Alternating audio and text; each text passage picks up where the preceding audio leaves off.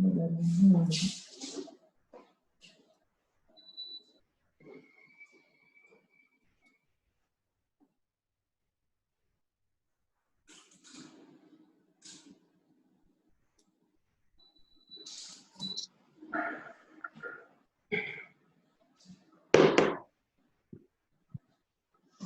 sir. Good morning. Hi, good morning. How are you? I'm fine. Welcome. Thank you.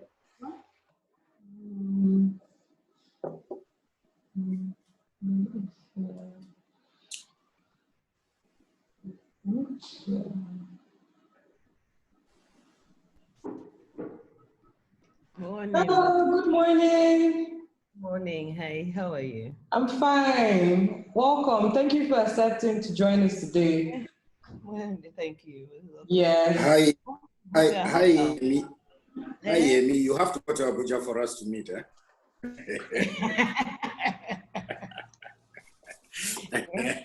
You relocated and left me. You relocated. So how are you? Fine. I'm well. Good.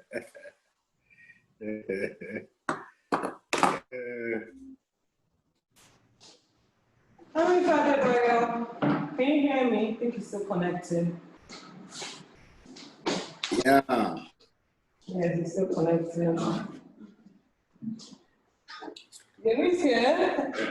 Ife is here. Keri is here. Hello, good morning, Yemi. Good morning, Yemi. Morning. Hello, Keri, good morning. Hi, good morning, Mohammed. How are you? I'm doing well, thank you. Fantastic. I can't seem to see where you are. Thank you.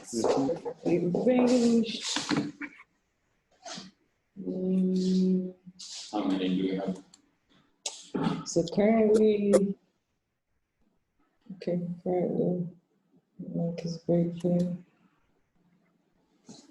So good morning, everyone. Yeah. It's 10 o'clock. Good morning. Welcome to the Startup Sandbox Demo Day. For those of us joining for the first time, joining Connect Lab program, so welcome to Connect Lab, a subsidiary of Working Connect. Connect Lab is an innovation lab created to build businesses and support programs that would develop Nigerian youth and youth across Africa, right? So this is our first program on entrepreneurship development for the year. That is the Startup Sandbox project, right? The Startup Sandbox project was created to build the businesses of youth founders in Nigeria, right? We started the program with over 30 people. We did the boot camp. From the bootcamp, we're able to select 3 people that we're going to begin the incubation program with, and welcome to the end of it.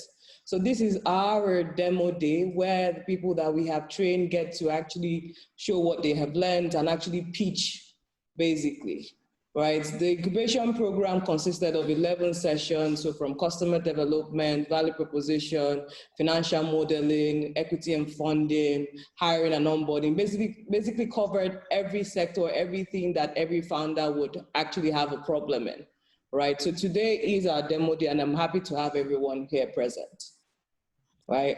For those of you joining us for the startup, so your judges are here. So today we have Mr. Bukar Kyari, we have Miss Yemi, Miss Yemi Keri from, I think, Arise Africa. Sorry, yes. We also have Mr. Rising Tide Africa. Okay, sorry, Rising Tide Africa, right? A female-focused angel investment network, right? We also have Mr. Ife Adebayo present, who is the SA to the Vice President on Innovation. We have Mr. Idoko, who is the CEO of Layer 3, an ISP in Nigeria. So welcome everyone. We also have 2 people joining us. We have Singai from India. He's one of the people that are looking for investors in startups to invest in, right? So we have a full house today, and then we have the team. My name is Mercy Olarenfemi. I've been the one communicating with you. We have our director here who is, want to introduce yourself or talk a bit? Okay, so we have Dr. Mohammed Husseini, who's director of Connect Lab, who's also a partner at Work and Connect, basically. And then my colleague is also here, Felista Aku, the business development manager of Work and Connect. So welcome everyone to this, basically. So the session, the pitch will take 3 minutes each. The pitch will take 3 minutes each. And so after that, we will proceed with questions, right? The questions would take, we would like to have at most 5 questions from everyone so that we can round up, right? We'd like to finish exactly at 12 o'clock. Hello, Ife, can you hear us? Yes, I can hear you. Okay, welcome, Ife. So, Thank you. as discussed, we would be judging the startups on 5 criteria, basically. Hello, Mr. Idoko. You're on mute. Morning. Hi, good morning. Welcome. Welcome to Thank you. the Startup Sandbox Demo Day. Right, Thank so you. we'll be judging the startups on 5 major criteria. Please, if you're not speaking, please mute your mic. Right, the first one would be on profitability. So there is profitability, there is impact, there is sustainability, scalability, and then the presentation itself. Currently, we have 8 startups pitching. So I take it again: profitability, scalability, sustainability, impact, and then the presentation itself. Since we have 5 of you, we're supposed to be having someone from Ingressive join us. I think he's going to be a bit late, right? Since we have, so you can score 20 each, 20% for each. Do I need to take it again, or do we understand?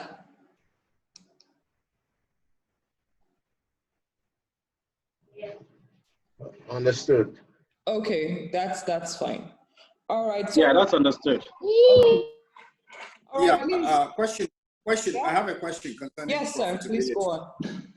Profitability as in potential profitability, or are these operations already generating revenue and they are profitable or not? So some of them are already generating revenue. They've already started. Some of them are potential. So I guess during the pitch, you would be able to tell which has started, which is yet to begin. However, but we would like to score them based on potential profitability. Okay. All right.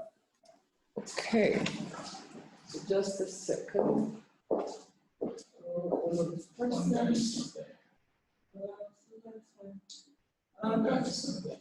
that's fine. So we're happy to begin.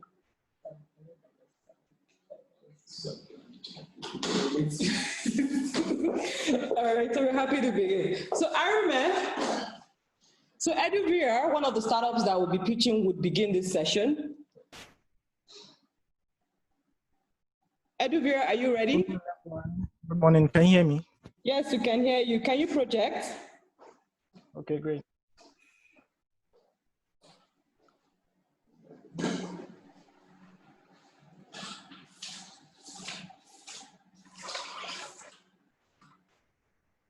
Okay. So Arame, your time starts now. Are we good? Not yet. So I hope you can see my screen very well. Yes, we can. Okay, great. You can time me now. Yeah, your time starts now. Good luck. Good morning, everyone. My name is okay. Good morning, everyone. My name is Arame Ibrahim. I'm the co-founder of Edu-VR. We are changing learning experience for students in Nigeria. Basically, my brother came to me last year. He wanted to draw the skeleton, but he had no idea of how to do it. The diagrams were too complex for him to do that. And currently, we see a large number of students in Nigeria find it hard to visualize what they are being taught in the classroom. And this translates to poor.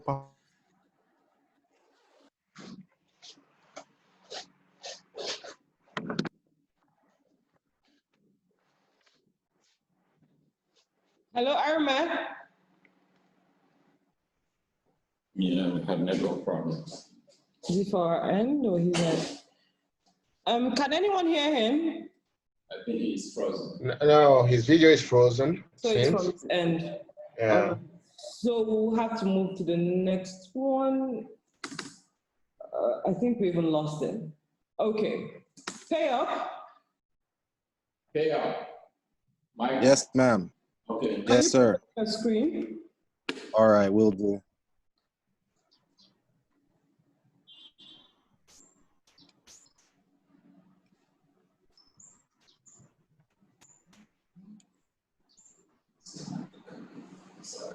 Can everyone see my screen? Yes, we can. Sorry, I had network issues. Sorry. Okay, Arima, just give us some time. Let's finish this one. All right. Michael, are you ready? Yes, ma'am. Your time starts now. Okay. When making a payment at your local supermarket, restaurant, be it H-Medics or ShopRite, you may or may not have recognized or noticed two receipts being printed. One is given to you and the other is kept by the cashier. This second receipt plays a crucial role in the back office reconciliation of financial transactions and inventory at the end of every given business day for thousands of merchants around the country.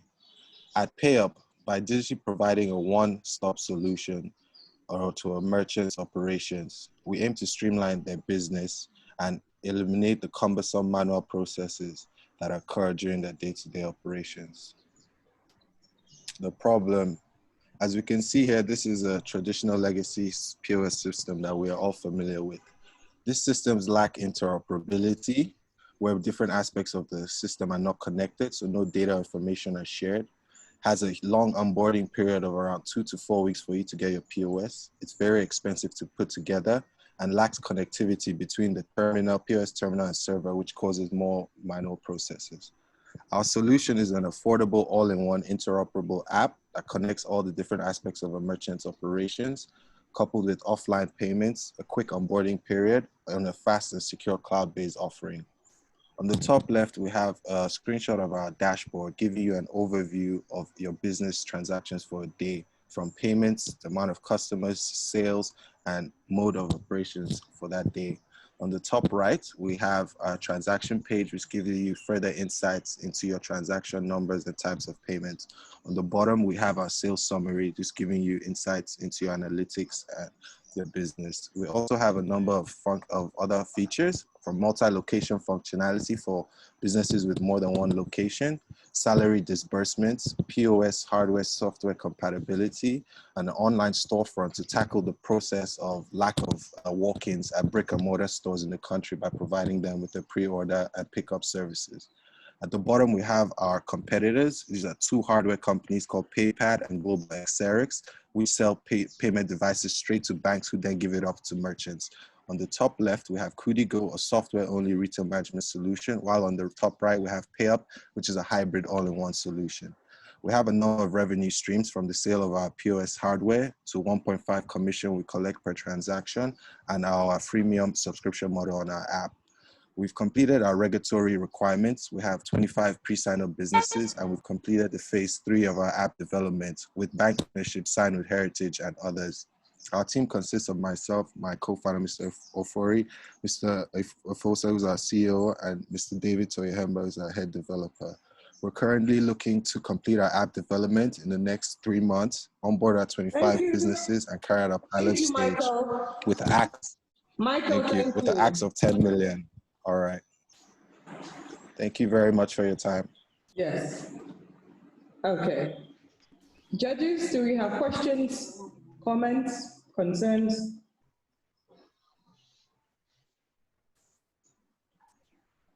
So let me ask, where do you intend to, I guess you're planning to make your hardware in China, but then how do you intend to really able to scale that up, because you have competitors who will be giving much cheaper hardware because they've already built traction?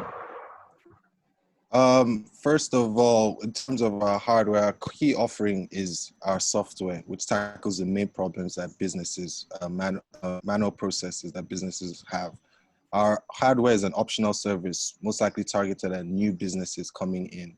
And from the cost perspective, the traditional system, as I mentioned on the page here, costs around 400 to 500,000 naira, because the software and the hardware are bought differently from different providers. While our solution is an all-in-one solution that's capable of handling all the different aspects of the merchant's operations, while providing them with an app for around 180. We also have software and hardware compatibility, as you can see in number 6, which means that we can cater to different businesses, not just new businesses looking for the hardware, existing businesses that are just looking for software, and hybrid businesses that are looking for both offerings.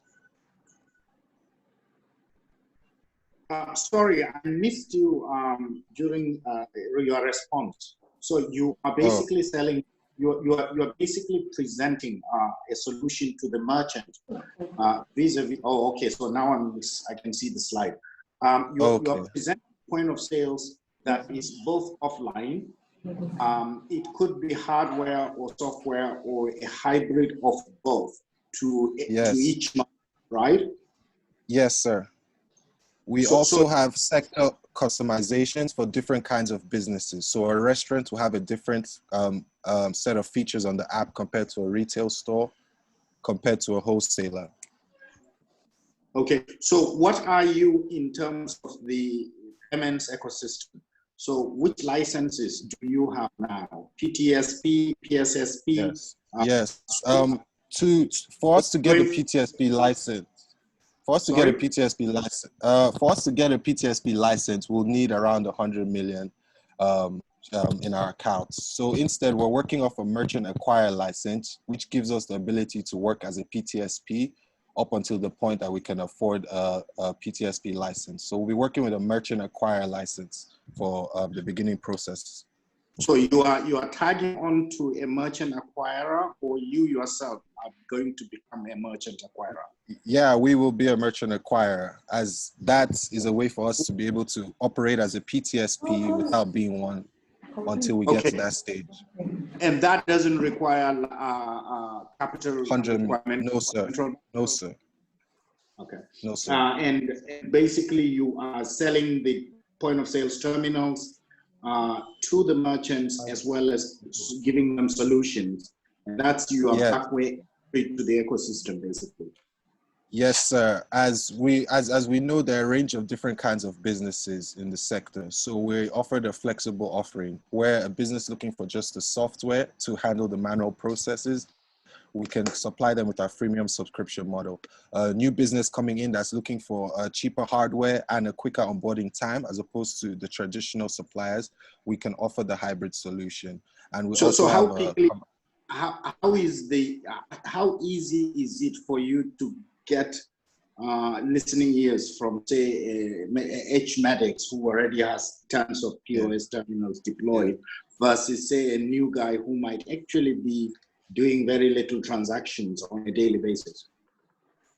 On our feasibility study we carried out, we spoke with ShopRite and H-Medics, and they were the key businesses that had big issues with the manual processes of reconciliation.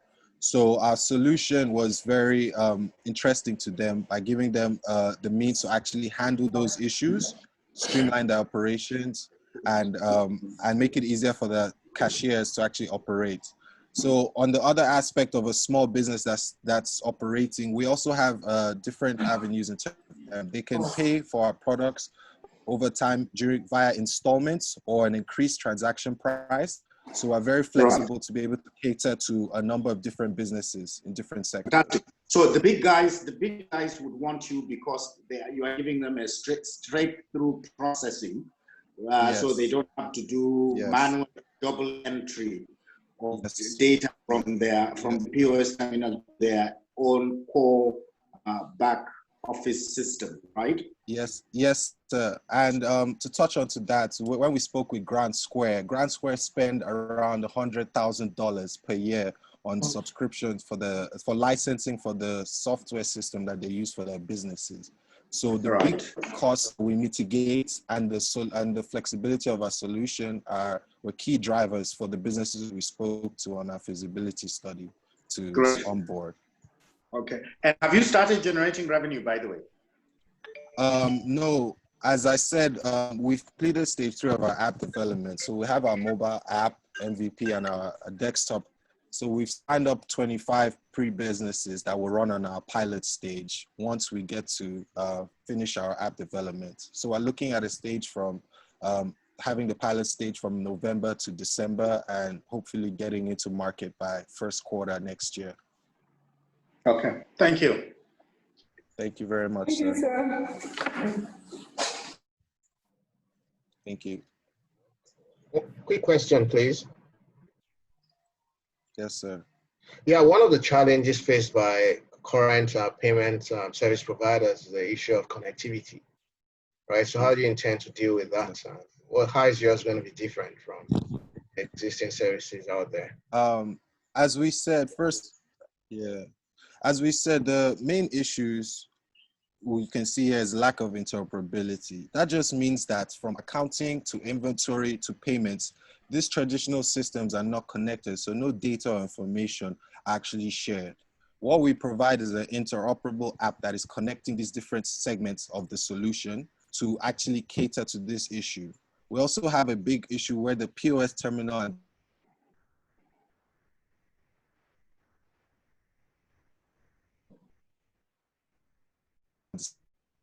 Hello? Michael. Oh, Michael, I think we've lost him. Oh, wow. That's the connection. Go ahead. he is still online, though, it looks like. Okay, we lost him for a bit. I think he's hello. Michael, are you back? Okay, you're back. Yeah, okay. Yes, sir. Sorry about that. Quickly. Sorry about that. Okay. So by connecting the POS terminal and the server, and by providing an interoperable app, we'll be able to mitigate these issues that current incumbents actually go through and provide real-time value for our businesses.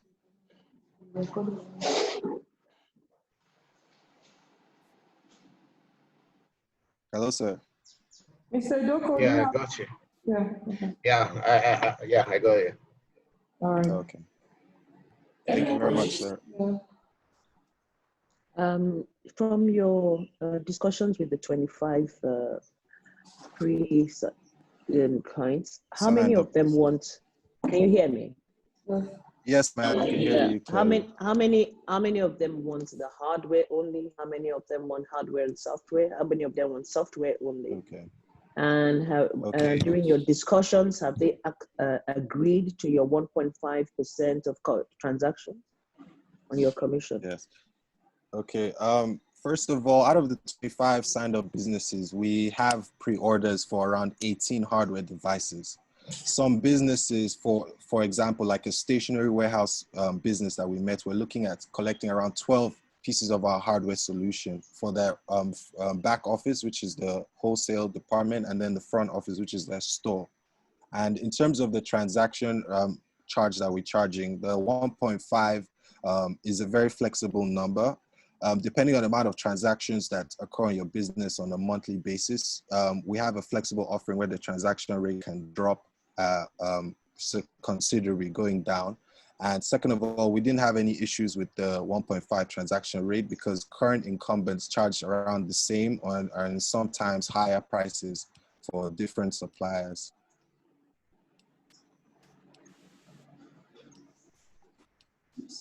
So to go over that again, we have over 25 businesses and we had around 18 orders for hardware minus the software. It's scoring 20 points per section or total of 20 points for all. The 1.5, isn't that part of the central bank fee structure, or you are charging something entirely different from the one that is, the ecosystem-based charges? No, we based our commission on the current players in the sector. So we're going with the current charges in the ecosystem. But as I said, we have a flexible pricing module. So for big business handling more transactions, the transaction rate drops considerably in accordance with the amount of money. I do understand. There is a discount that you can offer. By the way, I started the whole business in Nigeria. quite a while ago, in 2004. But the commission rate may even be lower than this 1.5. So you are going to start with 1.5 and then go downwards towards maybe 8 or 0.5%. Yeah, first of all, out of that 1.5, 0.75 goes to NIBs and the switching company. So out of that, we collect 0.75. Yeah. Okay, I just want clarity on the part of the rest of the people around, because the 1.5 is not revenue. The 1.5 is the total that would be shared by different players in the sector. Yes, sir. Yes, sir. All right. Okay, so what concerns me is that from your data set of 25, only 7 of them are looking to transact on your software. What is the markup on your hardware? Because your hardware is one-off, or is there maintenance on annual basis, or you just said it outright? Yeah, first of all, with the feasibility study, every business that we spoke to took an interest to handling the manual process. So our app was the key offering that catered to all the businesses, as most businesses in Nigeria struggle with the issues of the manual process of reconciling transactions and inventory at the end of the day. So the hardware aspect came in for 18 businesses out of the 25, as those businesses were most likely looking to modernize their offering and their ability to interact with their customers with a more modern system. So to go back again, our app was the key driver for our feasibility study. Out of all the 25 businesses, every single business saw value in mitigating the manual processes of reconciliation. And supplementally, 18 out of the 25 businesses were looking at our hardware with pre-orders. So they're looking at hardware, including the software, or just the hardware? That's what I want to understand. Including the software, ma'am. Okay. We didn't get an offer from a company that's looking just for hardware. Not one. They were looking for a combination. Okay, thank you. The hardware able to operate independent of your software, or it has to go together? No, as I mentioned earlier, our offering offers hardware and software compatibility. So for businesses who might not be interested in the hardware or cannot afford the hardware, they can be able to get the software. For businesses that want the hardware and the software, they can be able to get both. So we're very flexible with our offering due to the different kinds of businesses we have in the country. I like your MPOS solution, even though I haven't seen the business model or the solution itself. But how quickly do you think you can cover the country? What kind of numbers are you projecting? 100,000 merchants, 200,000? In what period? Currently with the feasibility study, we signed up 25 businesses around Abuja. Most of these businesses have multi-locations. For example, there's one called Cubana Suites, which has hotels, leisure centers, and entertainment businesses around the country. So we targeted business with multi-location capabilities to help us scale faster. So for the pilot stage, we're looking at starting off with 25 businesses, but we can quickly scale that up to 80 from the existing partners that have multi-location businesses. And to further supplement that, we're currently doing an onboarding period for signups in Lagos as well. We have a number of businesses in Lagos, but it wasn't part of the feasibility study I carried out here, so I didn't add that in. So all in all, we're looking at hopefully around 100, 200 businesses by Q3 of next year, if we'll be able to get our operations up by January. So that'll be a huge rise in the terms of numbers of businesses that are using our product. And also depending on the amount of capital that we actually get, we'll be able to scale a lot faster and a lot harder.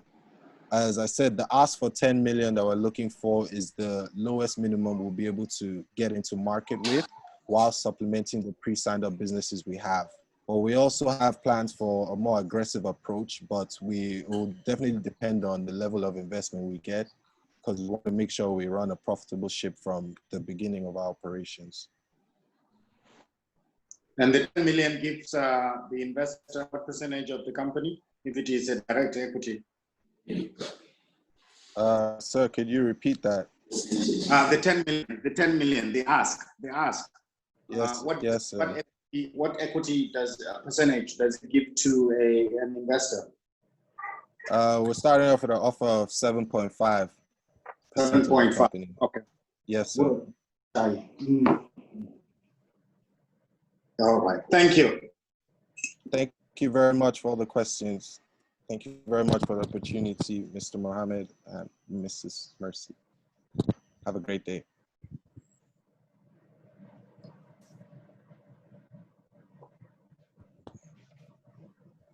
Okay, thank you very much for your question. Great one, Michael. Edu-VR, Arama, are you ready? Yes, I am. Okay, can you project your screen now? Sorry for the interruption the first time. No, it's fine. No problem, just go straight to the slide and start. So we'll be starting from the beginning again. Okay. Yes. I'm timing you now. Yes, so are we good to go? Yes. Okay, your time starts now. Okay, my name is Aram Ibrahim. I'm the co-founder of Edu-VR. We're transforming learning for students in the classroom. My brother came to me last year. He wanted to draw the skeleton, but found it hard to do that. And also, with our study so far, we have seen that a large number of students find it hard to understand what they are being taught in the classroom. And this translates to poor performance in internal and external based examinations. With our experience in VR and AR content development, we decided to come up with a solution called Edu-VR. It's a digital 3D learning experience solution that allows students to learn via immersive experiences in the classroom. So we're basically bringing diagrams and topics to life in the classroom. Our value proposition is simple. We're visualizing objects, topics, diagrams for students which have been taught in the classroom to allow them to comprehend better, to assimilate better, and to improve their results. We have over 1.29 billion students globally. You need to speak up louder. Narume, speak up louder. Okay, great. We have over 1.29 billion students globally, with about 5.6 million Nigerian students. We're looking at targeting 34,000 school students in the next 2 years to adopt our solution. So our competitors, what makes us stand out is basically we're leveraging on local-based content. Instead of utilizing foreign-based content, we're using virtual reality and augmented reality field trips. So students could go to Paris, they could go to Spain, in Nigeria without leaving the classroom. We're also using curriculum-aligned content and other special features. We generate money via a subscription-based model and also virtual reality and augmented reality training for schools, for newbies that want to learn about VR and gadget purchase, basically setting up a VR lab for schools. We have a monthly payment of $8,000, a termly payment of $275, and a student license of $12. Currently, so far, we have achieved the following tractions. We have started development of the app. We have onboarded 5 schools. We got an Amazon Web Credit to create content for AR and VR. We have developed partnership with some key players in the industry. This is our ask. We are looking for a runway of 12 months for $25,000 to allow us onboard 2,400 students from 20 schools. This is our financial projections. As I said, we earn money from subscriptions, training, and hardware installations, and the other following breakdowns.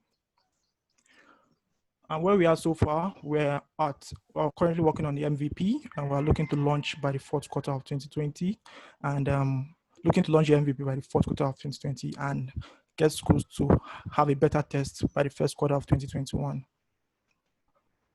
This is the team. I'm Aram Ibrahim. We have education content developer and also CTO. So this is what makes us unique. We're not using the basic diagrams and models. We're transforming learning with 3D content. What demo will look like. And thank you very much for your time. Thank you. I'd have to meet you when it's your time to start talking. Thank you. Yeah, thank you. Has a demo that he didn't show. The demo is supposed to have come at the beginning. Judges, questions? Okay, I need to understand, what's your cost of onboarding? So the cost of onboarding is not that expensive. Basically, when the schools subscribe to our monthly or termly subscription, we just go there and install the application for them or set up VR lab for them. But in the next 2 years, we're looking at going, creating an application instead of having to physically go to schools. What the schools just need is just an Apple iPad or an Android device and our software on it. Why I ask is that you said you needed $25,000 to enable you on board 2,400 students. Yes. Yes. So the $25,000 US. Okay, sorry. Go on. So this is the breakdown. We're looking at 20% will go to research and development, personnel, capital expenses. We have to buy some gears, subscription for some AR and VR softwares, and also operating expenses. What that will do for us is to perfect the solution, deploy it, and have an app in the next 2 years. So the 25K will help you complete the app development. And also what, so it doesn't require expenses on the hardware, the goggles or whatever it is called. No, except the schools want to adopt that, we can set it up for them. That's why we sell gadgets and also install for schools. So essentially what you're doing right now is more AR than VR. Is that what it is? Yes. Yes. Okay. And the educational contents are developed by you, or you are onboarding via partnerships? We develop the contents ourselves in-house. And it meets Nigeria's curriculum or some international curriculum? So we are working with Nigerian-based curriculum, and also schools that need specific curriculum will also work with that. And right now you say you're testing with how many students and how many schools? So we're currently onboarding 5 schools, but due to the coronavirus that has been put on hold, but they are really, really eager to adopt the solution when they resume. I thought coronavirus is an opportunity for you. Yes, it is. That's why they're eager to adopt it when we resume. Okay. Yeah. So your schools that you're onboarding, what is how do you expect them to maximize the content? So are you going to be getting them headsets, or how exactly is this going to work? And because the cost of these headsets, they don't actually come cheap. Second question is your content. Are you being subject specific, or are you looking to cover the full school curriculum? Thank you. So second question is, we are targeting STEM-based subjects. So the maths, biology, chemistry, physics, and also seeing how we can add geography so they can go on virtual field trips to some monuments, both in Nigeria and abroad. So for the first question, we are first of all building a database of 3D models, right? And the schools can just buy an iPad or an Android device, download our application, and project to the students in the classroom. So if a teacher is teaching about the heart, you just need to download the heart on the device and project it to students in the classroom. So to reduce the cost of having a VR headset. Based on my understanding, it seems you are still at the ideation phase. Do you have a specific product as of today? And what exactly are you, said you have onboarded 5 schools for the pilot schemes, So what exactly are you demoing at the moment? So what we are currently demoing is a geographical topic concerning the solar system, and also a biology topic regarding the skeleton and respiratory system. So these are the content we're trying to push out to the schools. We are going to add more content as the months go by. Yeah. And do you have subject matter experts to develop this content? Yes, so we have a 3D educational content developer. Our focus is to make sure the content align with the students' requirements and the school requirements. So we're really passionate about making sure the models are what the students need to really understand the topic.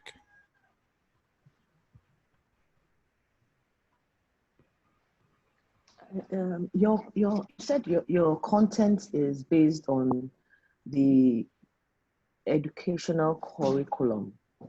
Yes. So what you're doing basically is aggregating content, VR content, and then redistributing it. Is that what you're doing? Because you're not developing any content. You're just aggregating. Yes, yes. We're augmenting the existing base content, make it more engaging for students. No. So you take the plateau or something of JOS, for instance. Yes. And it's in 2D in the exercise books. Are you converting that into a VR application or? Yeah. We're converting it to a 3D content, which can be used for VR and AR, depending on the school requirements. It might be AR. VR requires devices. Yes. Yeah. Immersive.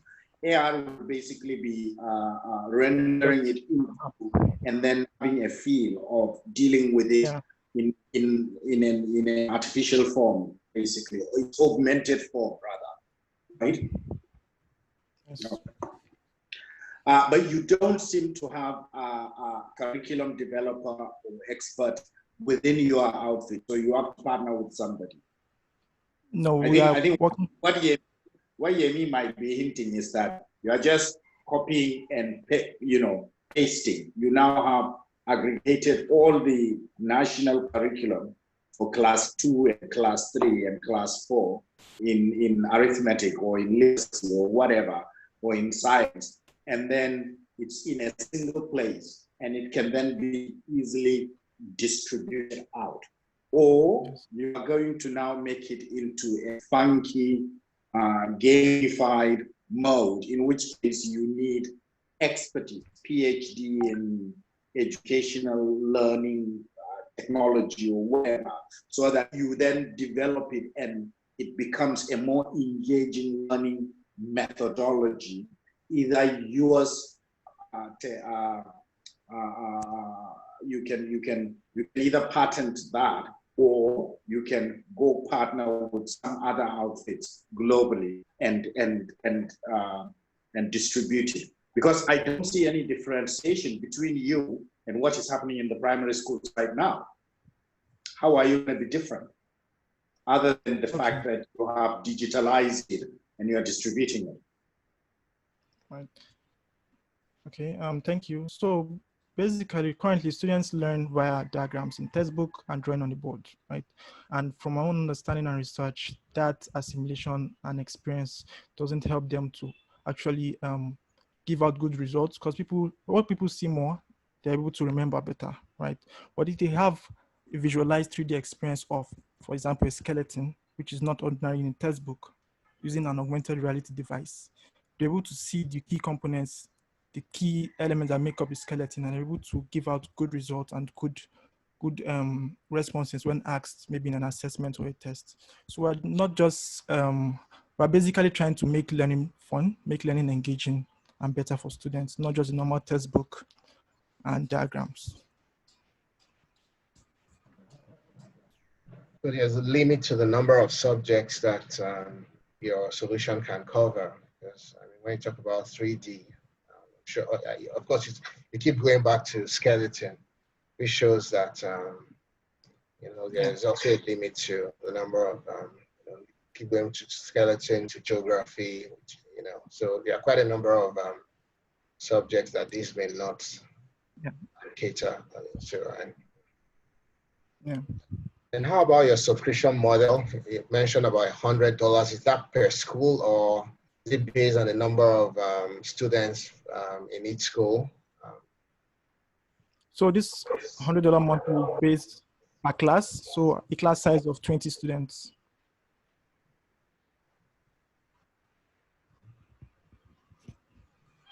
Okay.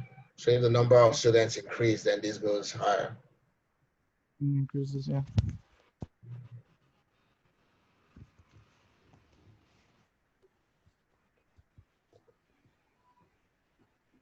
All right, that's all from me. Okay, thank you. Any other question? Okay. So next up is GP. Thank you, everyone. Yeah, thank you. Next up is GP Pay.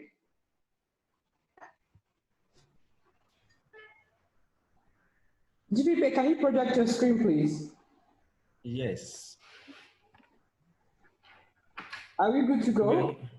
Yes. Okay, your time starts now. Good morning, everyone. My name is Ife Adebayo, CEO and founder of GFP. With me here is Michael, the co-founder of GFP. In GFP, the problem, we are all familiar with these problems. So the problem is inconvenience in access to your bank's cash, which is the proximity, the queue, non-assurance of cash, disbursements at ATM. So the current existing alternative are banking, agency banking, and POS agents. Our value proposition is getting your cash at the closest proximity using geofencing and QR code without the use of ATM card. Okay, so this is how it works. So we have by the left-hand side, Lasisi, who is the customer that wants to, he needs cash, and on the right-hand side is a merchant who has cash. So GP Pay, at this point, is able to use the geofencing and QR code to make that happen. Look at this, our app wireframe. Okay, so this is 2019 FinTech Market from NIP's fact sheet.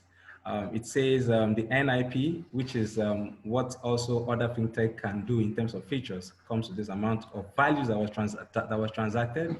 But this is our market, which is what ATM is doing, mobile money and POS.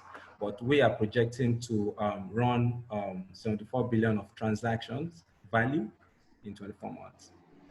Okay, so this is in 2019, our competitors, what has happened so far in terms of their transaction. And we're really looking up to Paga, which has done a 720, we did 720 billion last year. Our competitive advantage is visibility, convenience, assurance, and pricing. Our business model is a 1.5% plus 15 Naira on every transaction. Our roadmap is we are targeting 0.5% of SAM in our first 24 months. And our ask is 250 million, out of which 110 million is for CBN licensing fee and other legal settlements. And 140 million Naira goes for 24 months operational costs. And this is our team, Tayo Gbadiba, myself, my co-founder here with me, and Debola below.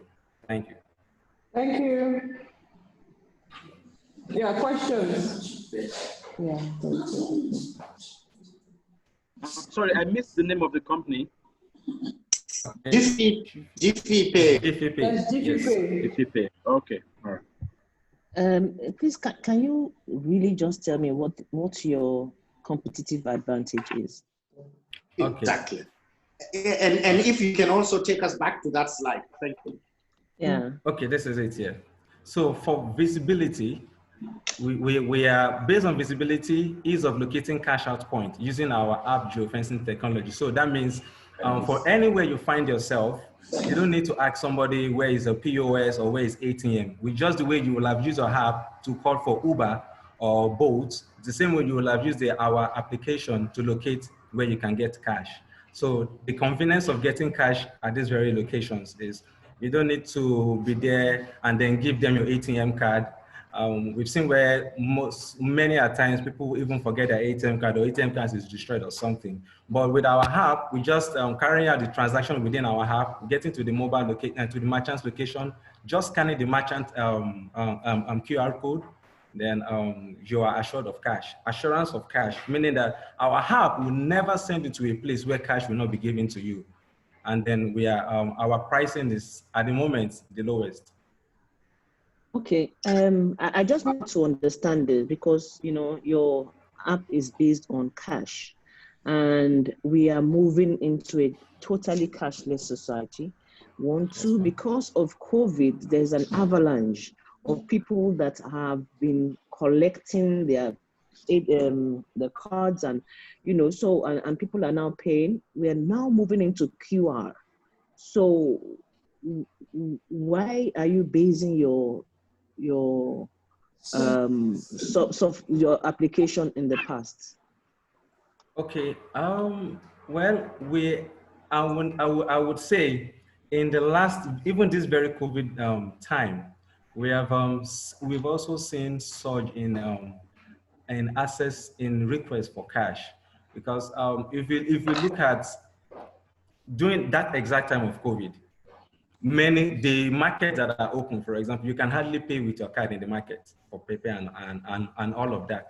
Though we at GFP, when you need huge volume of cash, you can't come to us. We peg it as 20,000. So it means that, at some point, no matter how it is, you will always want cash in your wallet. So access to that, even imagine you only want 2,000, you just have to now go and queue in an ATM just so that you can pay the bike guy, or you can buy the pepper or the chicken in the market.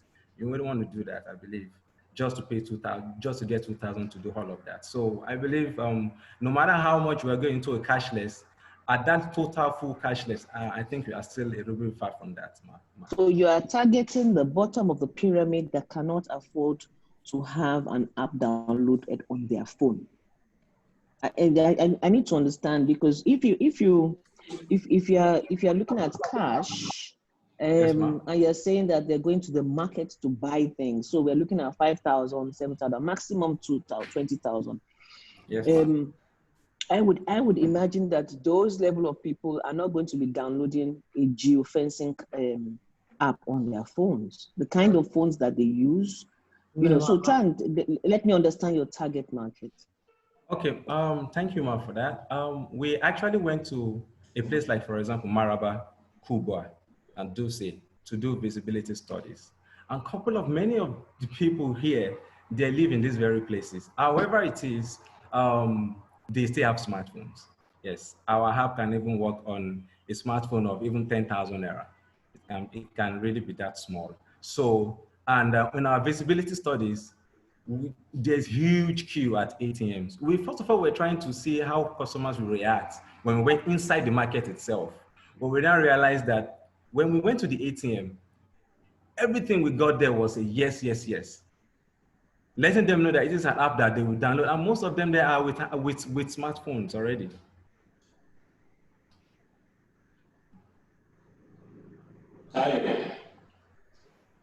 Tyler. Yes, sir. One thing I thought you also should be mentioning is uploading cash from the merchants. Is that not true? Yes, sir. So, okay. Okay, let me go back to this part. Okay, I don't know if we can really see this part properly. Okay, so let me start from here. Being the app, if we look at it, this place says 47 out of 301 merchants available for cash out. It means that in your area, you are looking to get 10,000. It tells you that 47 out of these 301 people are available to give you 10,000. So it could have been that some of these 301 says that they can only give out 5,000. So it will not give you those type of people. And when you get here, you can see it just listed top 5 out of the 47. And if you feel, okay, you don't want to deal with any of this, you can always refresh. So, and if you look at this green dot, and the last person is having a yellow, what it's trying to tell you here is that these very green people, they can literally give you the cash. But this yellow, it is not really stable, because some merchants are not going to use the app. Some merchants are just going to use just QR code. Those ones that are using QR code, there's a status inside the merchant app which they just says cash available, but they are not necessarily updating that status. So those are the type of people that falls on yellow. For those ones that falls on green, they constantly update their status in the app that they are available for cash out. Are you looking at any other thing other than cash? Because this is identifying, yeah. So talk to me about your plan for expansion or scalability or something. Okay, all right. So we are looking at payment for goods and services, merchant targeted adverts, merchant geofencing targeted discount sales, POS hardware with fingerprint at merchants for fast checkout, saying that we have done our research up to this and the type of technology we use, such that, for example, let's say you went to ShopRite, and we have already onboarded ShopRite and given them our POS with fingerprint enabled. You can easily use your fingerprint to make payment without even touching your phone or your card. Those are the things we have in the future. So we also have this micro loan to customers for purchase of goods and services. And basically, those are the what we have in the future to come of our application. Don't go into micropayment. It's an entirely different beast. It's credit assessment, all kinds of things. It's an entirely different beast. But I think I like what you have in terms of the geofencing QR code. But you know, you have tons of competitors. This agency banking that was introduced, I know of one entity that has over 100,000 agents. Agents doesn't mean anything. It just means that merchants that may have cash in their premises, which is what you have. Now, you need the cooperation of merchants to know how much they are willing to give, right? Or yes, sir. You have something else that will tell you that 45 or 47 out of 301 has 10,000 or more to give. Yes, sir. How, you know, so you have to have a one-on-one relationship with those merchants, right? Okay, because there's a merchant application. This is just this is the user's application. There's a merchant application which there is an auto set of saying, okay, for every day I have 5,000 to give, but I have 10,000 to give. We don't need to interface with them.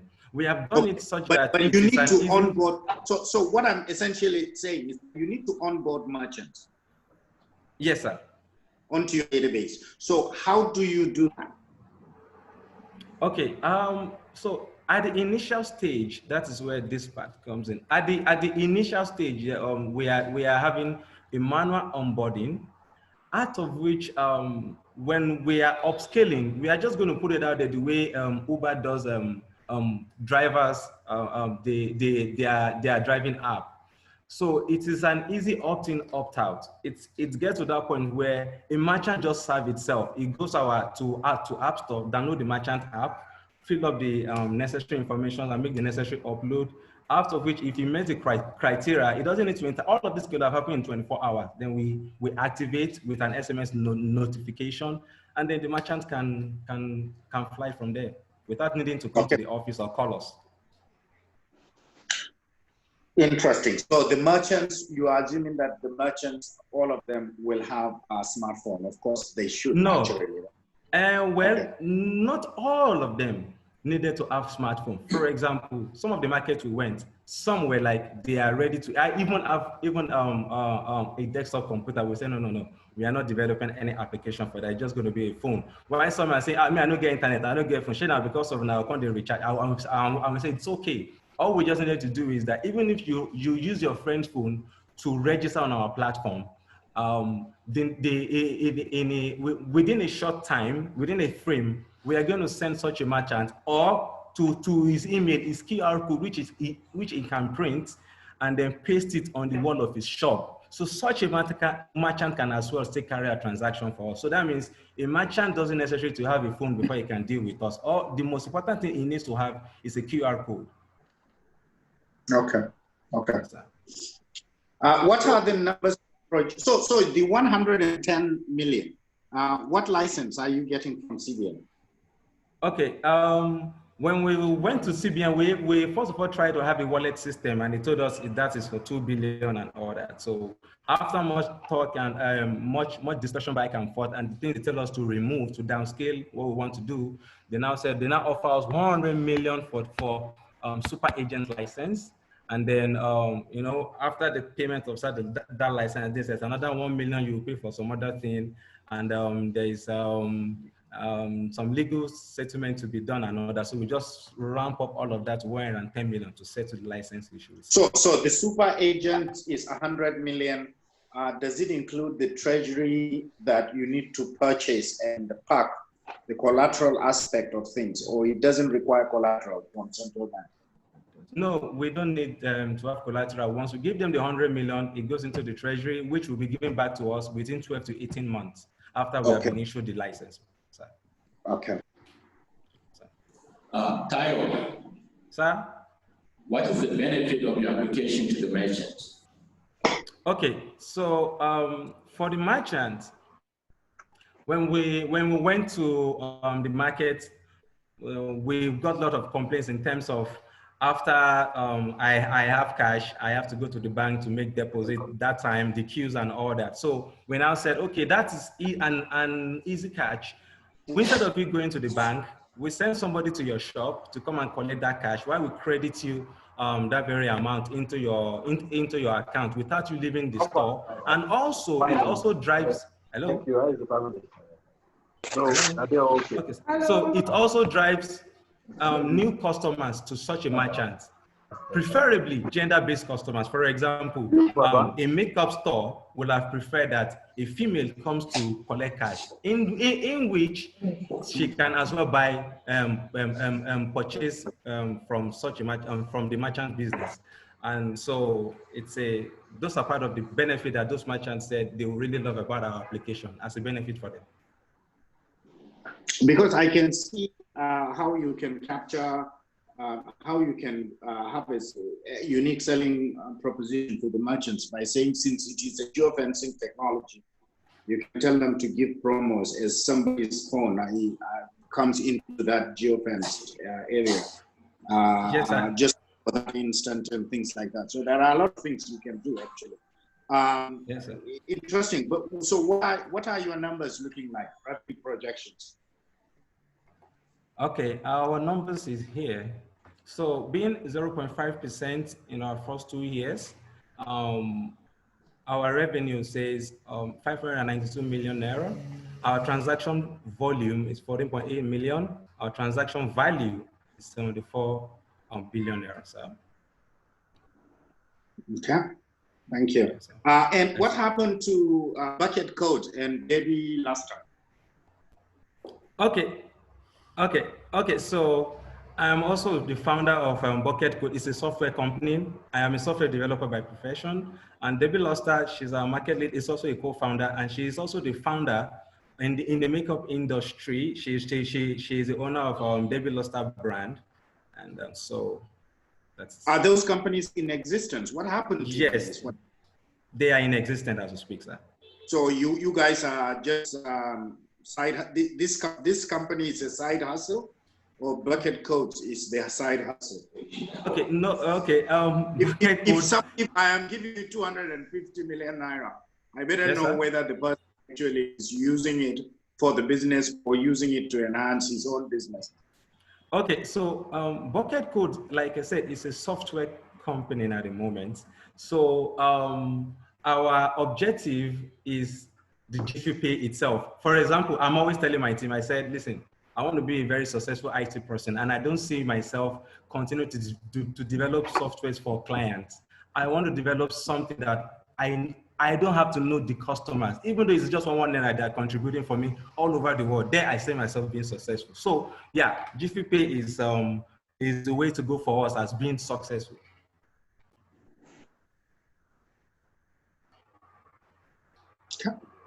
Thank you. Thank you, sir. So Tayo, are you saying then that GPA is the area of focus for you now and not Bucket Code and the Debbie Luster? Because this is very important. You need to make it very clear. Yes, sir. GFP is your area of focus. What's your area of focus? GFP is our focus, is our all in all. We sleep GFP, we wake GFP, we dream GFP. It's GFP. Okay, you need to make that all very of that clear. is just. You need to make that very clear, because investors will not invest in you if you have other side hustles. The question that was asked is a very fundamental question. You need to be very clear. The concern I have is that what will stop Tayo and Michael to divert 50 million naira to Bucket Codes or 25 million naira to Debbie Luster, et cetera. Now, the problem is that if there is any kind of leakage, since there is no governance structure, I only see a team, which means that you make all the financial decisions after investments are made. Then it means that the money could go anywhere. But that's just me, right? I know people who have many things in the fire.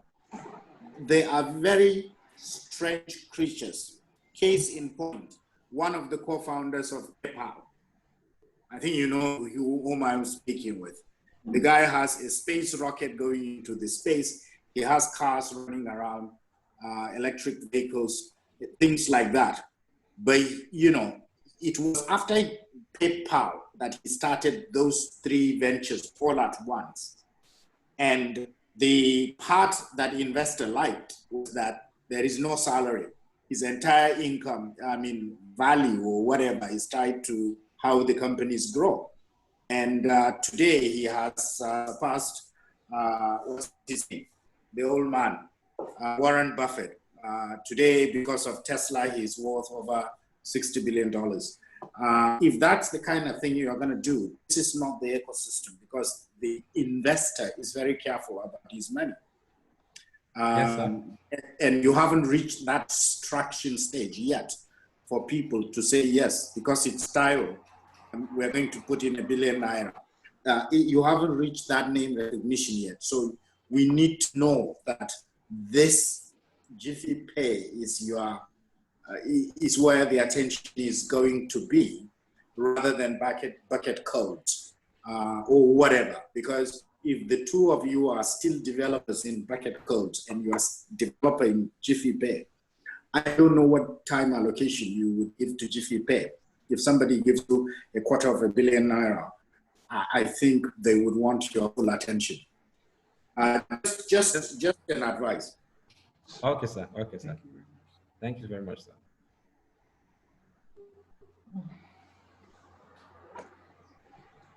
Any more questions?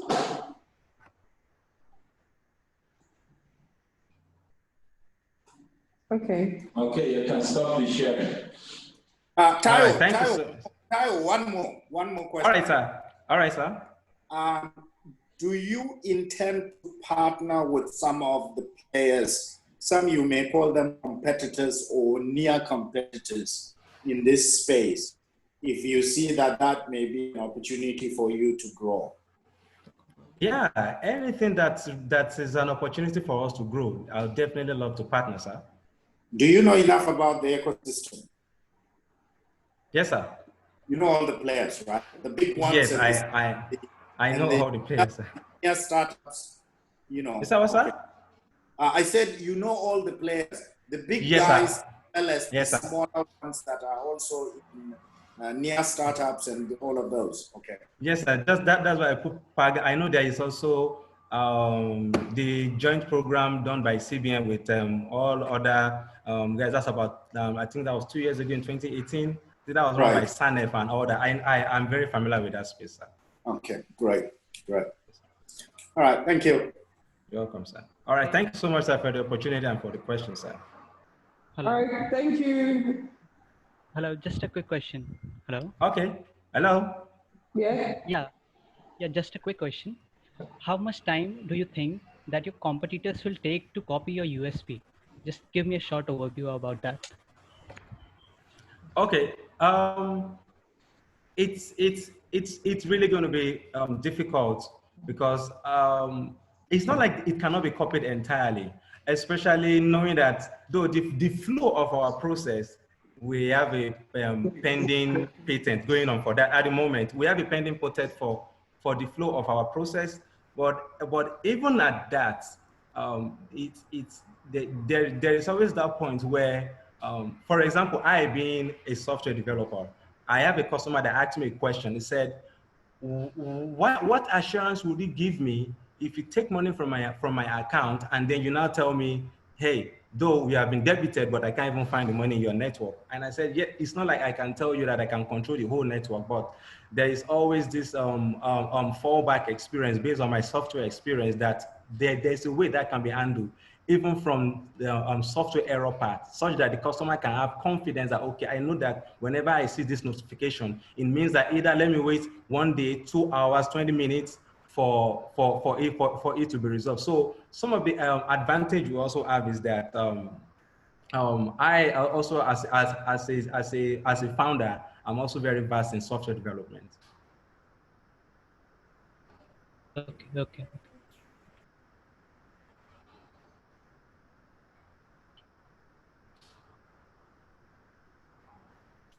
Any more questions? Okay, thank you. All right, thank you. Yeah, thank you, GPP. Afri-Innovate, are you ready? Yes. Okay, please project your screen.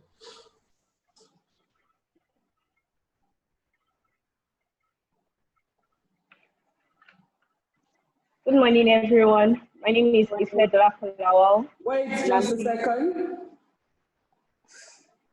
Okay, now your time starts. You can Good morning, everyone. My name is Ife Adebayo, and I'm the CEO and co-founder of Afri-Innovate. So we went home during Christmas last December. I traveled to my village, Kwara State, Ifelodun local government. And when I got there, I noticed that some of the digital services we enjoy in Lagos were not available there. The one service that was available though was Paga. We had Paga agents, so there was no bank ATM, but we could go to Paga agents to collect cash, but no other digital services. So when I got back to Lagos with my founder, we did our research and we found out that over 700 million people are currently living in rural communities across Africa. And these people have little or no access to digital services. That's why 600 million of them are still living without electricity. Over 700 million are living without internet. Over 700 million can't access financial services. So Afri-Innovate is a mobile aggregation platform that provides easy access to innovative digital services through a well-trained agent network for people living in rural communities. What we do is we have a mobile app that aggregates different digital services like health insurance, financial services, solar energy products, and subscription. And then we have agents that we recruit and train on how to provide these services to the people living in rural communities. And we started in December 2019. So far, we are currently testing our mobile app. We've gone to 4 communities in Lagos, Efe, Imota, Ora, Adedemi in Lagos, and we've recruited 90 agents. We've trained and recruited them. We've partnered with 2 service providers, that's Wella Health, who are the first affordable health insurance company in Nigeria, and T-Money, a financial service provider. We've completed 500K in transactions, and we are currently talking to Olu Solar, a solar company. The market size of the current mobile money market size in Africa is 14.27 billion, and it keeps growing. That means the market is huge and it will keep getting bigger. We are a team of 3. We are a team of 3. Myself, the CEO, Toby Adedan, our marketing officer, and Dami, our CTO. We have mentors and advisors who are experienced in this field.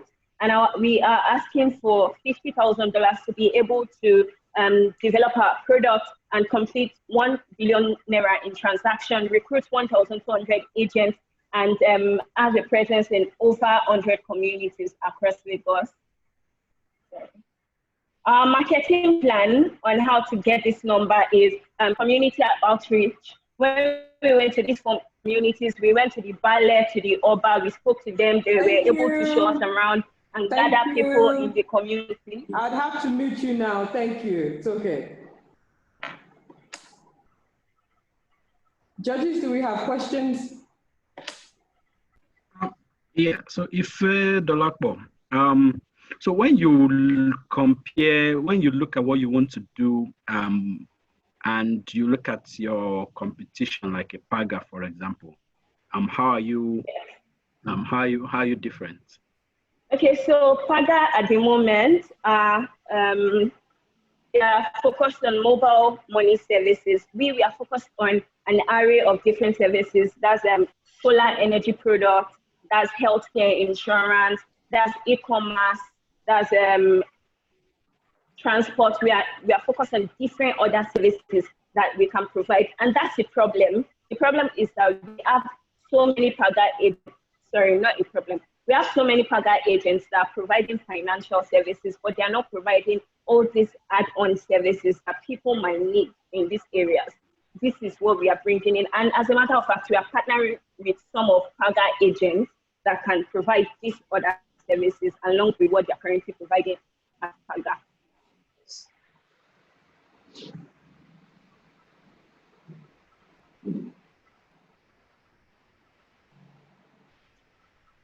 Any more questions? Questions? Dabo, what can you tell me about yourself? You. Oh, okay.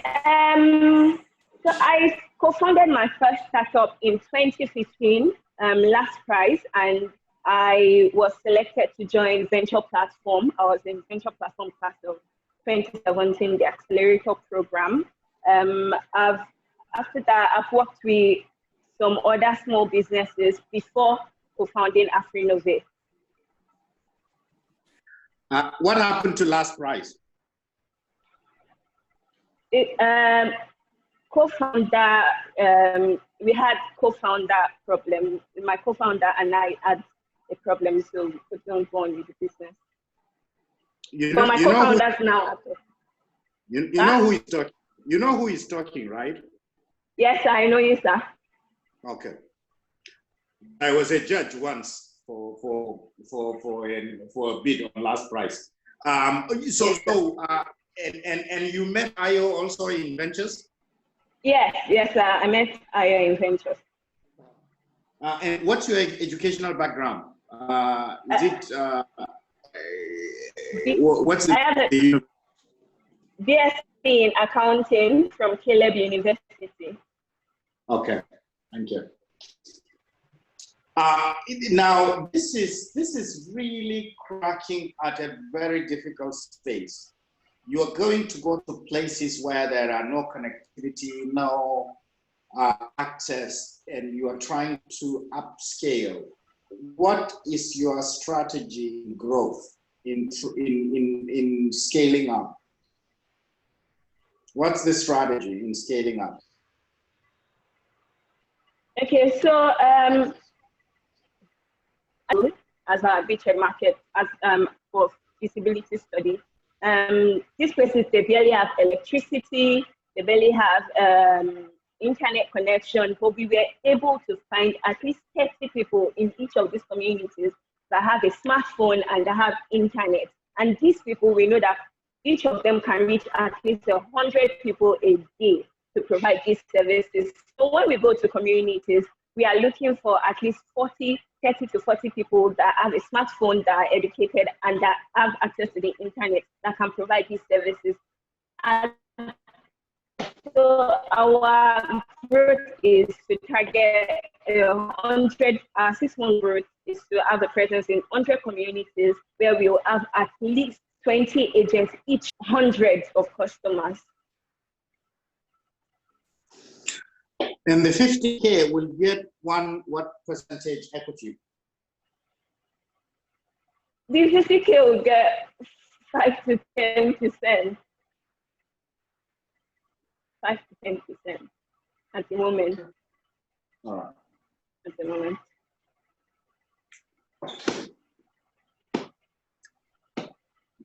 Who are your competitors, by the way? Oh, okay. So Omni Branches is our first competitor. They've been doing this since a long time, and they are still taking over the market. Paga is one of our major competitors. Crowdforce, they are a huge competitor, but they are mostly in the north, which we also want to cover.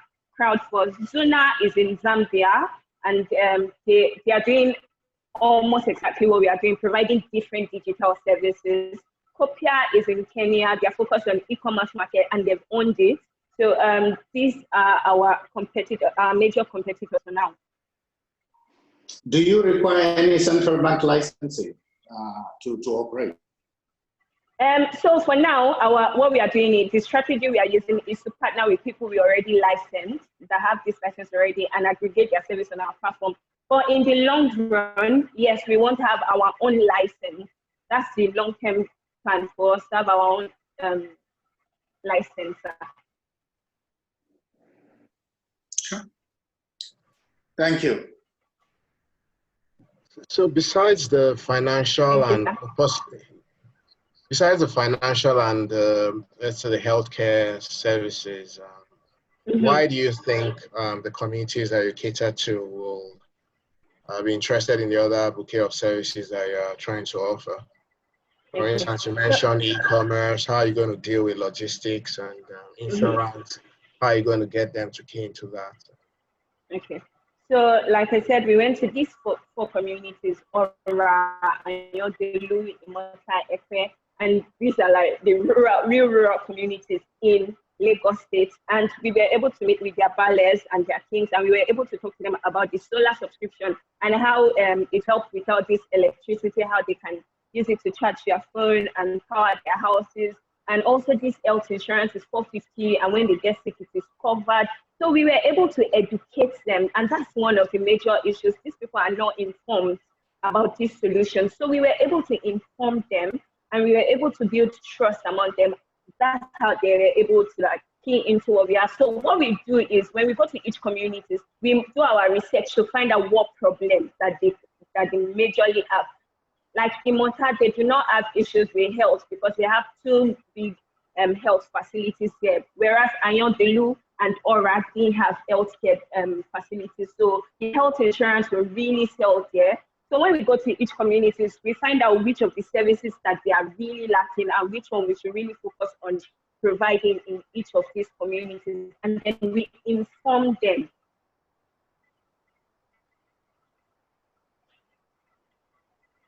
Hello? Thanks.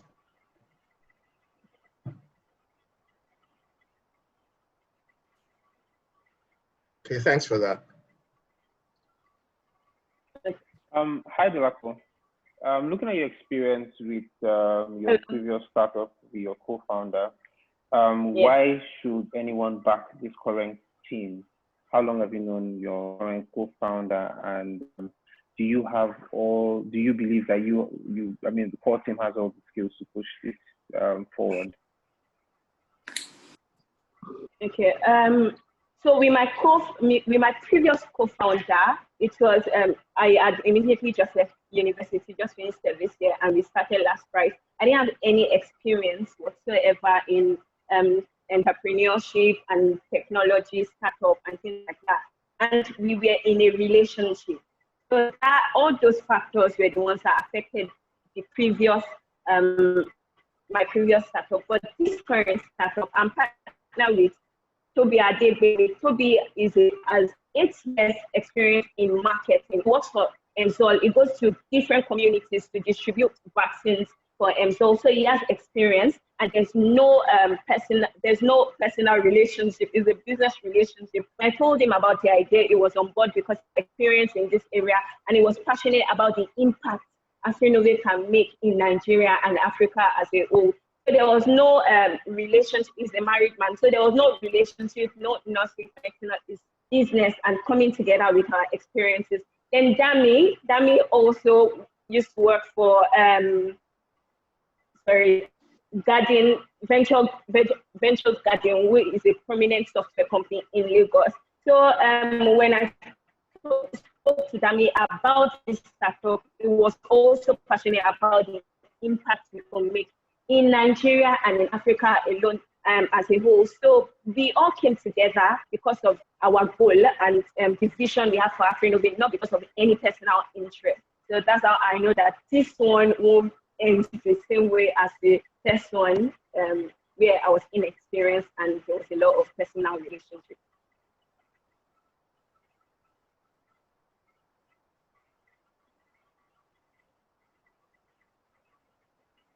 Okay, thank you. Any more questions? Just one more question before. What exactly is your exit plan? So when you build this to something rather very big or successful, what next? What's the exit plan for this? Okay, so we know. I won't say we know. We've seen our competitors. We know how huge the market is. We know how successful the market is if we do everything we're supposed to do correctly. So down our long-term plan is for us to start reinvesting in startups that are building solutions for people, tailored to people living in rural communities. So I think that's our long-term vision. By the time we've established our agent network in all these communities, and then we start putting back money into businesses that are catering to solutions and that offering solutions catering to these people living in rural communities. So these 700 million people that are marginalized. So that's our long-term plan. Okay, just the feedback from me. You talked about, and you showed us your competition page, and you did quite a bit of research on those you view as competition. However, I think you need to still really work on what really differentiates you, because we're saying if Paga and other competition decide to switch up and add all these additional services that you are offering, then you're in trouble. So we need to figure out what exactly makes you, I mean, what gives you the competitive advantage over this I mean, what makes you a leader in that small niche you're trying to cut out for yourself? So yeah, that's my feedback. Okay, thank you. Okay. Do we have any more questions, or let's move on? All right, thank you very much, Dolapo. That was great. Thank you. Is that robotics? I have one quick question though. One quick question. Okay. It appears that you are actually in a very tough position. You need to sign up service providers, and you need to sign up as many agents as possible. How many agents do you have for this 500,000 naira transaction? I assume that the bit of income from that is not more than 5,000 naira. If we go by, go ahead. Okay. So our mobile app is not ready yet. We are currently beta testing. We are working on it, and we are testing at the moment. So these 90 agents we recruited and trained, they have not even started working. Only a few number of them have started working, but directly with Team Money. So not even on AfriNovate app. They are just working directly with Team Money so that they can see how the service works and things like that. But they've not really started working because our app is not ready on Google Play Store for them to download. But as soon as it is ready, getting partnership getting these two partners was not difficult for us, and also talking to the solar company, because it's a win-win for both parties. We are helping you get your products and your services to reach more people in rural communities, and you don't have to stress about it. So it's a win-win for our service provider partners, which we won't have problems in onboarding. And as soon as the mobile app is ready, our trained agents will onboard them, and they can start providing these transactions. And so the three major transactions they'll be providing as soon as the mobile app is ready is the financial service, the healthcare insurance, and the solar product subscription. And we've trained them on it. We just need to onboard them. So the 500K is 3 agents doing it directly with Team Money.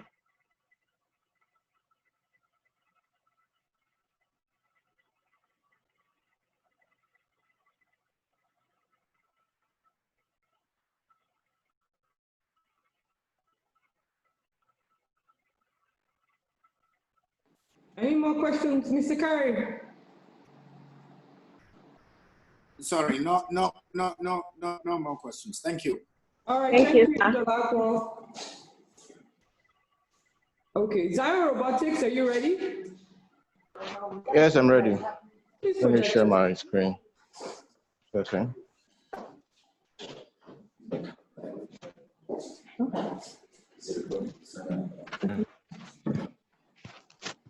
Please let me know when to start. Okay. Hello? Please let me know when to start. Okay, please begin. The time starts now. Hello, my name is Joshua from Zion Robotics, where we make robotics and coding education available and accessible to children in Nigeria. Now, unfortunately, this is how education still is in Nigeria, where we have the board method where we teach children using the boards. That's boring, that's theoretical and difficult to grasp, especially in the future where we think that AI and robotics would lead us. And of course, there are about 30 million plus children in Nigerian schools.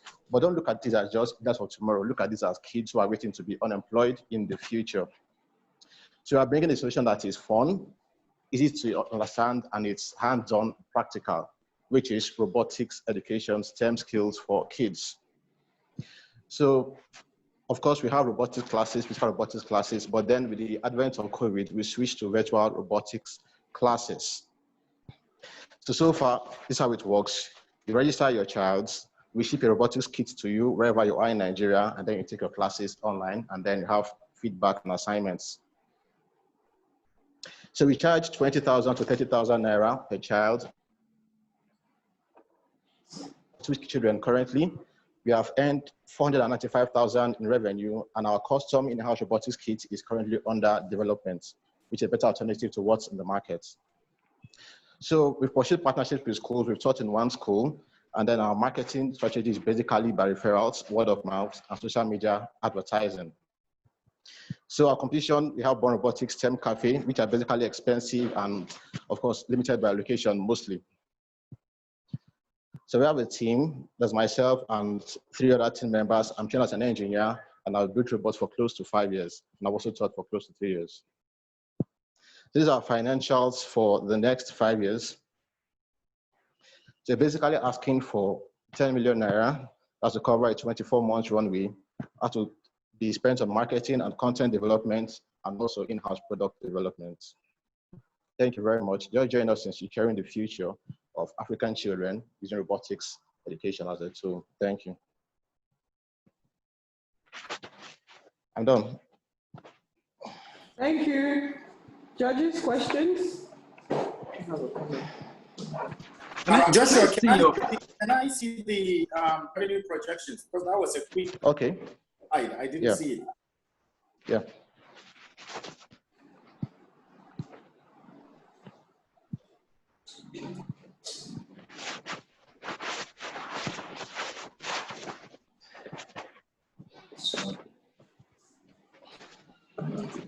How many users do you have now? How many users have you? So we are training 42 children so far. 42? Yes, 42 children so far. And when did you start? When did you start? We started last year. Last year? Yes.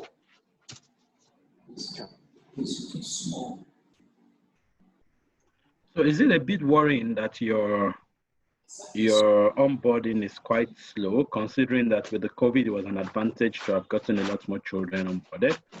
Yes. That's the first question. Second question is your team. Yes. I'd like to see your team. There was a slide about your team. Okay. Yeah. Okay. So for the COVID issue, like before, we were doing physical classes. But then with COVID, we had to change to online classes. Now, we are just currently like in the first batch. And the problem with that was we were, apart from just marketing, we were mainly focused on creating the content. That is making online content available and then monitoring the process and see how it runs, like a first run for the online version. So we've trained the number of kids with the online. So from subsequent months, we'll focus on marketing instead of content development, which was really terrible due to network problems, power problems, and all that. So we've conquered that. So our focus is now going to be on marketing. And it appears that the contents of your kit are imported, they are molded here in Nigeria. No, they are imported because for now we're using off-the-shelf components. That's because that's like the lowest hanging fruit. But like if you see, one of the things we are doing is an in-house product development, because we've seen that the kits available in the market, they have issues, they're not very suitable for young children. So I'm making one in-house which would solve those problems and is also affordable. So that's currently in development. For that, at least we have done, we've tested the electronics for that, even though there are other parts to it, like the software development thing. But like the electronics, we built a circuit, we tested it, and so we're still in it. Wait, how do I purchase the kit for my kid, for example? Okay, do I just go to the website and order? Yeah, so for now, give us your address, and with that, we ship the kit to you wherever you are in Nigeria. For instance, even though we were targeting just Abuja during this COVID time because of lockdown, we had someone who, though is in Abuja, his child is in Abeokuta. So we just send the kit to the child there in Abeokuta, and the child has taken the course. The course, is it a live course or it's just a CBT type program that actually one logs on and at any time and get the lessons? So because of network issues in Nigeria, we made it a CBT kind of thing. So what happens is it's like 3 lectures every week. So first of those lectures, we send you an email that's basically to the parent's email address. Send an email containing videos, that is pre-recorded videos for that class, and then along with that assignment. So the idea is you watch the videos at the spare time, and then you attempt the assignment questions, get back to us, we check. So they submit via video or screenshot or something, and then we examine the assignments, see for their corrections, and then we give them feedback. That's how it works. I know there is no time, Mercy, but I would actually share with you that personally, the reason why I love engineering and sciences was because when I was in primary school, I pushed my father to order me a HIF kit. I think it used to be called HIF kit or something from England. And I think I was 6 or maybe 9 years old. And they sent it and I had to put them all together myself. And it was quite a learning experience. So I fell in love with gadgets since then. And so it can be an interesting play. It is well positioned. Yes. All right, sir. That's fine. Please ask question. Yeah, it would be good to have an idea what this kit entails, because you make comparison to, to Lego, for instance, because I mean, if you look at the demographics of the kind of children that probably will can afford what you're offering, their comparison with the likes of Lego. So how does it differ from what is currently available out there? And just to write on that question, Joshua, Lego robotics has taken over Nigeria, but not taken over. There are Abuja kits and Lagos kits that are going to the global competition in Houston, and I think they do it every year. I don't know the locations, but it's a worldwide. I know of a friend's kid who actually placed second globally. Their team from an Abuja private school went on that robotics, Lego robotics. So Lego is a major competitor, and their products are available everywhere and online and all of that. So how do you see yourself coming out of this competitive environment where practically the number one player is a global behemoth? So thank you very much. So the problem with Lego here in Nigeria is basically price. Lego robotics kits cost you from 110,000 naira upwards. Now, for many parents, if they had 110,000 naira sitting on, lying fallow, they'd rather buy 2 second-hand laptops for their kids than go for a Lego robotics kit. But then ours would be something that's priced around 20,000 naira. Now, if you check the Lego robotics kit is basically electronics and then building components. So what we are doing is, one, we've taken care of the electronic parts of it. And then for the building components, we are going to use laser cut parts, which are much, much cheaper. So instead of paying 110 and just getting 1 kit, with 110, you can get up to 5 of our kits. And then for Lego, you mostly have it with schools or then with clubs, but very few individual children in the middle class range, about middle class families, can afford the Lego robotics kits. But ours is much more affordable at 20,000 naira. So a parent can comfortably, a middle class parent can comfortably pay for robotics kits and the lessons and still get. In fact, there's someone I spoke to, and what he said was that the advantage of ours over Lego is because Lego is basically plug and play, right? Ours, you still get to you still get down to the individual components, the LEDs, the motors, you build your circuits yourself, you write the code yourself, and I think that's basically our advantage over Lego. I think you need to do your research properly, because I know my kids are very much into this, and yeah, it involves a lot of coding as well. And yes, it covers practically everything you mentioned. Probably. Okay.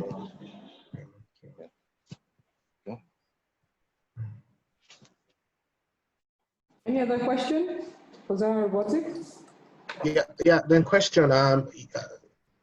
Besides the actual kit, what sort of, for the child involved, what kind of coding goes along with, building your product? Is it, Okay, are you so leveraging any for, standards?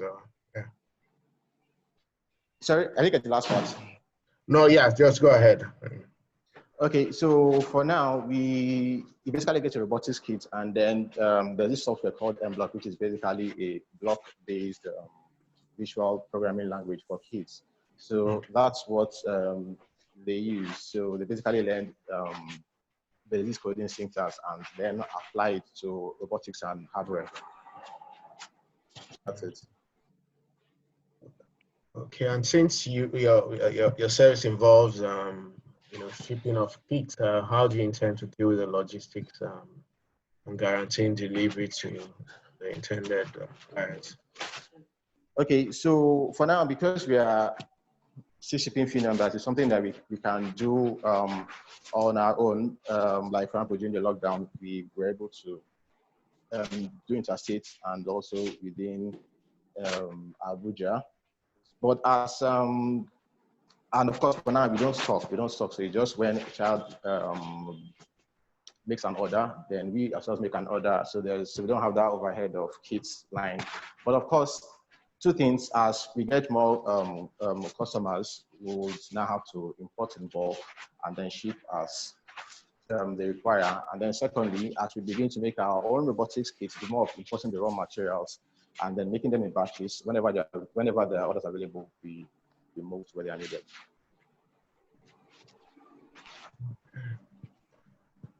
Any more questions? Yeah. What exactly is your customer acquisition strategy right now? Because I mean, it's one to have all the beautiful products and service, but if there's nobody to actually buy it, or if you're not reaching the right people that can afford to pay for it, then it's all a waste of time. So what exactly is your customer acquisition strategy and your distribution plan? So currently, we leverage highly on social media advertising. Most of our customers are coming through Facebook and Instagram. People I don't know personally, but came in via ads. So we make ads, people ask questions, we answer them via WhatsApp or make calls, and then we onboard them. So for now, it takes us between, like for the bootcamp, it took us about 2,500 Naira to bring in just one of clients. So it's basically digital marketing for now. And then we have word of mouth, because we had cases where parents who had bought his son for the course, for the fiscal course, invited his friends. So we also have that training for us. And then there are parents also who want to do repeats, who want to know what other things we have. So there's also that factor of repeats. So for distribution, currently content is distributed digitally. It's kind of an online course now because of the times we are in it, and even though it will continue, yes, it's here to stay, because that's cheaper for us actually, because we don't have to rent venues and all that for our programs. Thank you.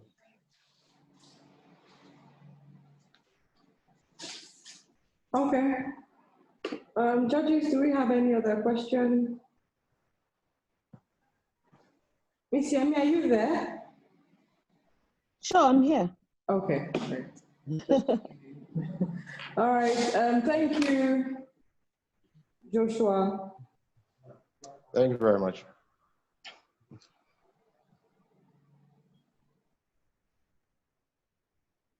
Abdulatif, are you ready? Dice code spins. Yes, I'm ready, ma. Project your screen. Okay. Joshua should stop sharing his screen so that I can share mine. All right. Joshua has done that. Please share yours now. Okay.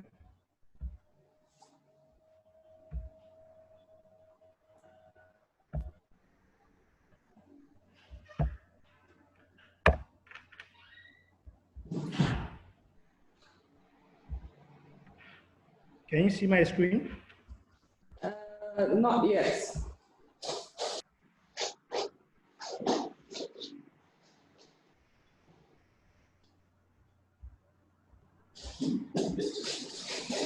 Okay. Start your presentation. Quick presentation, it should be better than this. Then we can begin. Have you seen my slide? Yes, I can see it. Okay. But click on present. Nice start. Better, so we can begin. Okay, present. Okay, let's begin. So your time starts now. Abdulatif, are you there? Yes, I'm trying to put it on present. Forget about it, just go on. Your time starts now. Okay, this is Discord Paint. What we do is we get houses inspired with wastes. So basically, we realize that over 85% paint raw materials are imported into Nigeria, and also over 80% rural houses are either not painted or are with faded paint. We are all familiar with that. Also in urban houses, about 60% houses are either not painted or they are also with faded paint. Also, there are 33.5% Nigerians that are projected to be unemployed in 2020. That is even before COVID-19 strike us hard. So what is our solution? We supplement the imported raw materials with agricultural waste, and we cut off 30% cost of paint production, and we set up physical and online vocational training group to train youth and women. This is our raw materials that we use to form paint. Now, what is the market size of paint? Globally, paint worth in 2020 is it worth 193 billion US dollars, and in the Nigerian market in 2018 it worth 268 million dollars. In 2019, it worth 275 million dollars, and it is projected to worth 377 billion dollars by 2025. This is to tell you how paint size is growing in Nigeria. This is our value proposition: affordable, high quality waste-based paint to beautify and dignify middle to low income Nigerian homes. This is our business model. We hope to sell at least 50 buckets of paint a month, paint 20 rooms a month, and train 50 persons in a month. This is what we are likely to, this is what we are going to generate. Also, we also train core members in our rotation camp, and we hope to make 150,000 naira per camp. Now, this is our projected growth. That is 30 million naira by training at least 5,000 youth by in the next 5 years, and participating in orientation camps training, and selling at least 6,650 buckets of paint and painting 840 rooms. So this is our market strategy. This is how we plan to go to market, by using social media and by using verbal marketing and and the partnership and the participating in social innovation competitions. This is our competitors. We have Organ in Paint, Swan, and others. This is our attraction. We started in 2019. We invested 50,000 naira by March, and we are able to generate a revenue of about 710,000 naira by December 2019. Thank you. Judges, do we have questions? Okay, so to be clear, you are making paint, offering training for painters, and then you are also painting places yourselves. Yes, ma'am. Okay. So that was me.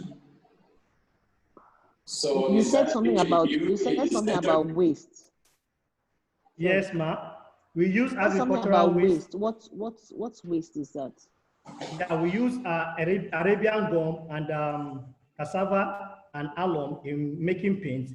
This supplements and replace the imported raw materials that makes paint to be expensive in Nigeria, because what makes paint to be expensive in Nigeria is the fact that the raw materials are imported and are imported at high price.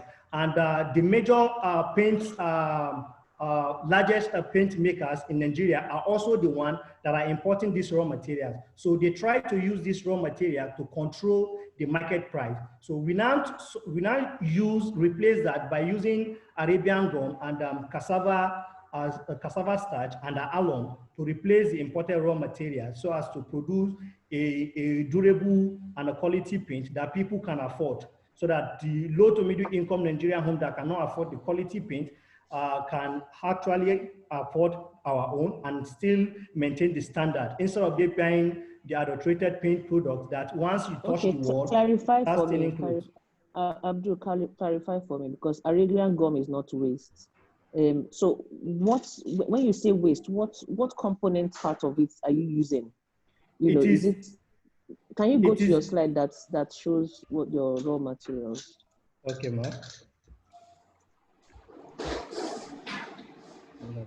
Okay, so Arabian gum is not waste, neither is cassava starch. So when you say waste, what's Arabic?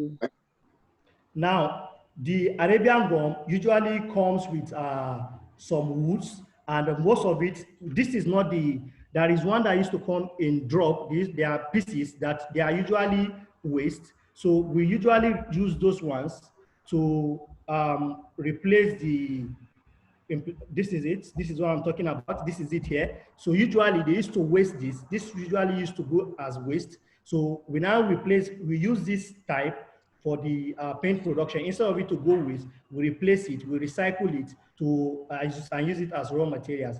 And this cassava also, together with the peel and everything, including the dried one, because there are some cassava that are dried, and usually people don't, it usually get waste if they could not process it to food. So we also recycle that cassava, the dried one, and all this shell that is being thrown away in making our raw materials.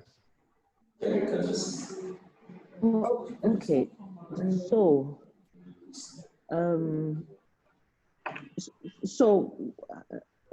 Bukar says he can't see your presentation, actually. They can't see my presentation? Bukar can't see your presentation. Can't see your presentation. In fact, the entire presentation, I didn't see the slides. There was a momentary period when you were answering Yemi's first question, when I saw the slide and I can't see it. So, yeah. Can you ask the question? Can I briefly go through the slide again? Can you see it now? Yes. Please go through the slide again. Mr. Kyari, can you see it now?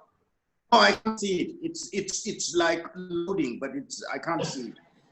It's as if it's loading, but I can't see the presentation. Bukar, it may be your side. It's from your network, sir. My perception or whatever, because I am momentarily being kicked off and back, but now it's a bit more stable. I can't seem to see it, but that's fine. I think in the future we need to get the slide presentation sent to us via email ahead of time. That way we can even talk without referring. All right, no problem, sir. Noted.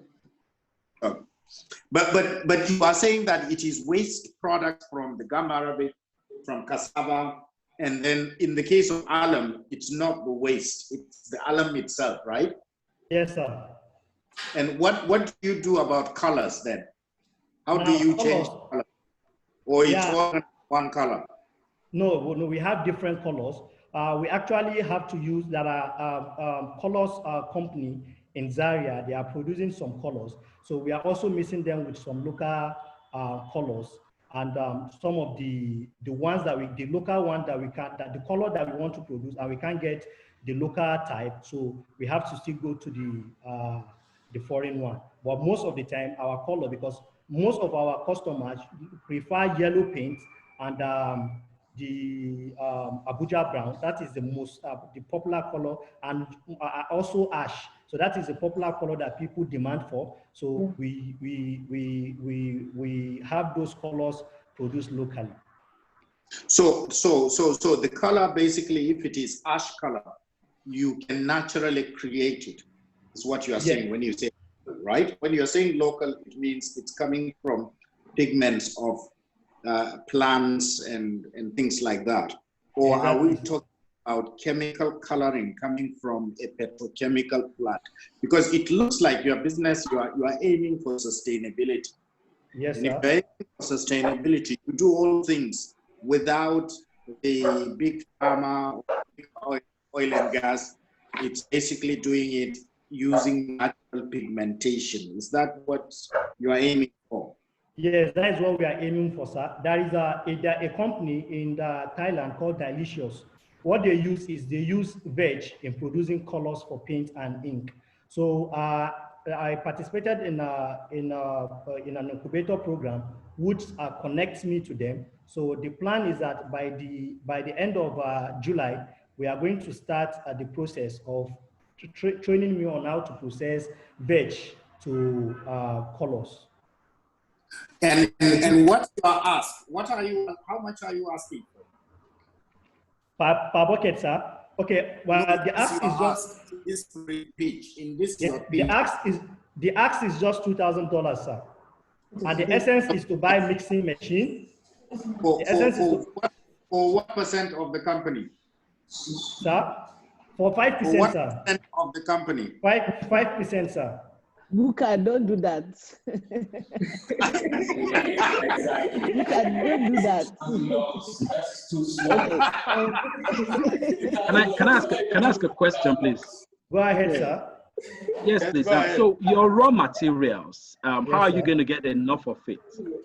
Okay, sir. Nigeria is the largest producer of cassava in the whole world. We are about 2 times largest producer of cassava. So we have abundant cassava in the likes of Kaduna here, Niger State, and Kwara State. So we are being able to partner with some farmers to get these raw materials from them. So once the cassava is available, we try to get it from them. And also, Maiduguri is the largest producer of Arabian gum, but the Arabian gum are largely sold in Kano here. So we easily partner with the sellers of Arabian gum in Kano to purchase the raw materials.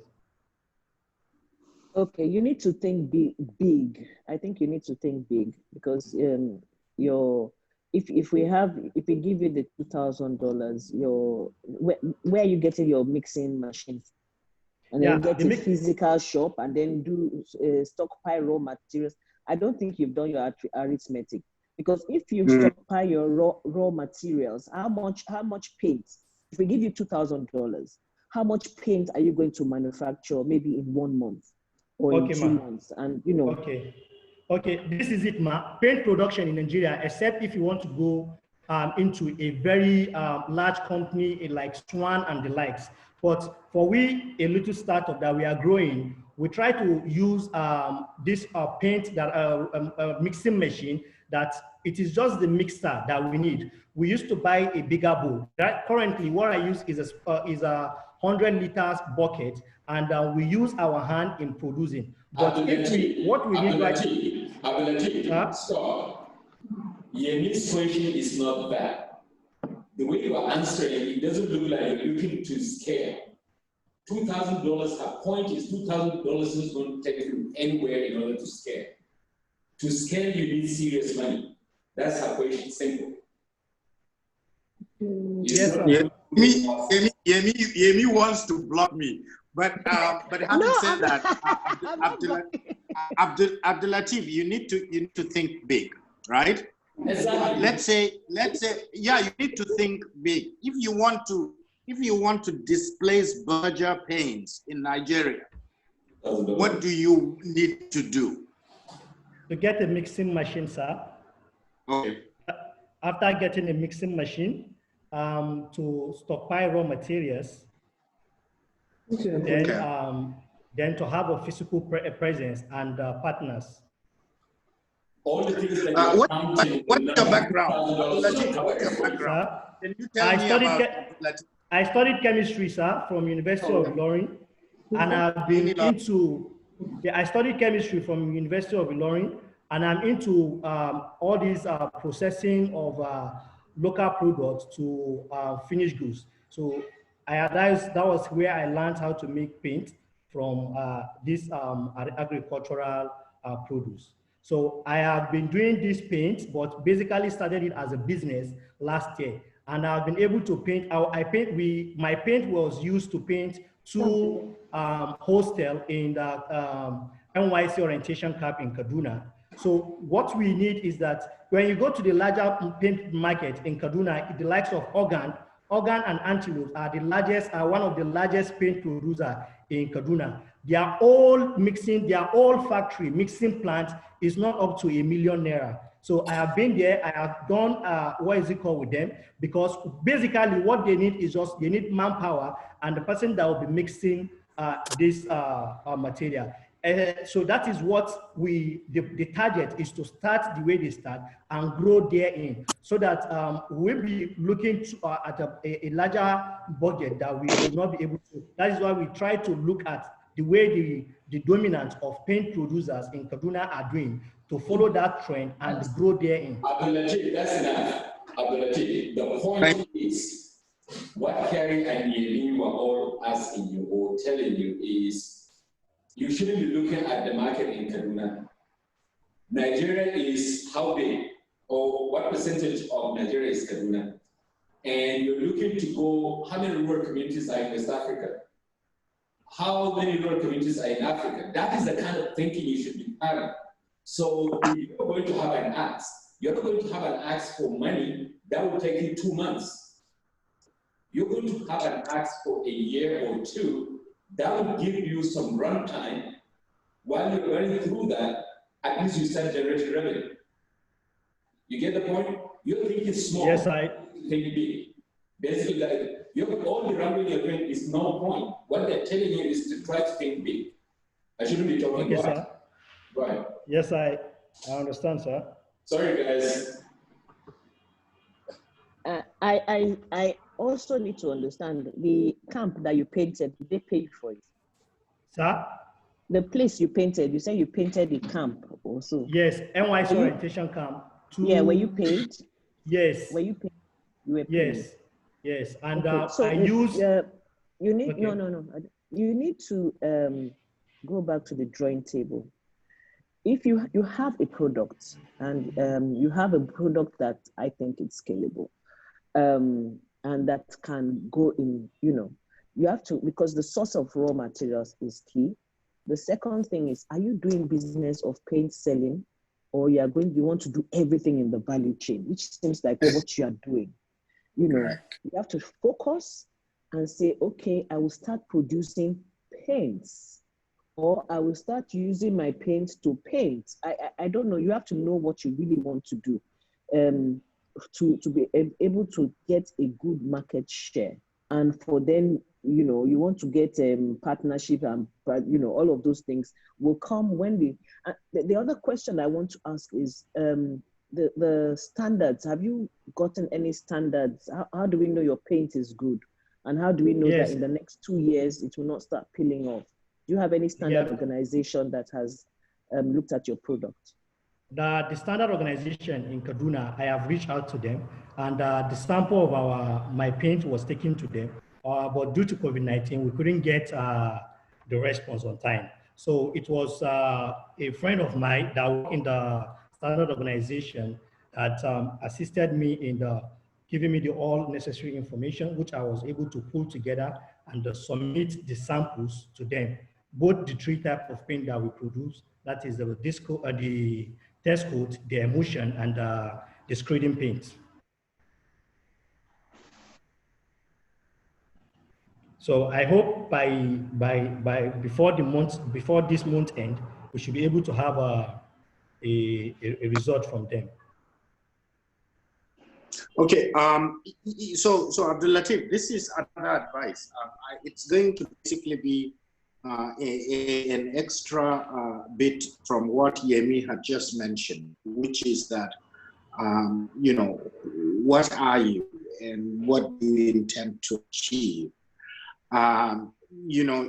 So let's not talk about paints and painting and all of that. You need to actually think very deeply what you are out to achieve. Have you heard of Archimedes? Archimedes, sir? Archimedes. Yes, have you heard of him? Yes, sir. Very early in your physics or chemistry class, right? Yeah. Yes, sir. There is a famous thing that is attributed to him, that If you give me long enough lever and a falcon and a place to stand, I can lift the world or move the world. I think you use the word move the world. So if you have leverage, you can change the entire system of painting because you have an excellent story to tell. This is all natural based product. Now, the game then is how is it done? I know you have to start small. You've started small, but you need to begin to think big. That is where the leverage comes in. The leverage can come in getting good mentors who would actually point you the way. It's not all about money, really. It's getting the proper advice and then believing in yourself that this thing can change Nigeria or change the world. And so that's basically my bit. I know that we don't have the time, but when you've managed to come into this, and then people that are around this table or around this virtual space where we are talking to you, each and every one of them have accomplished certain things in their lives that combined can actually help you in growing. So, so my advice is actually you have a lot more to do in terms of achieving whatever that major objective is. So don't think about painting one house or one camp or one place, but how can you leverage yourself to make it such that millions of people will beat their path to your doors? Okay? Yes, sir. Thank you very much, sir. Thank you, sir. All right, thank you very much, sir. Abdulatif, this is a very good advice for you, and I think this is a great offer that you shouldn't let go, if I were you. Thank you, sir. All right, moving on, please end your screen share. Satchams, are you ready? Yes, I am. Please project your screen.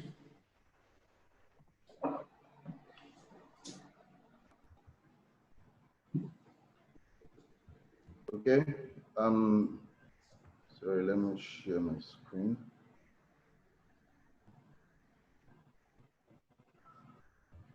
In a minute.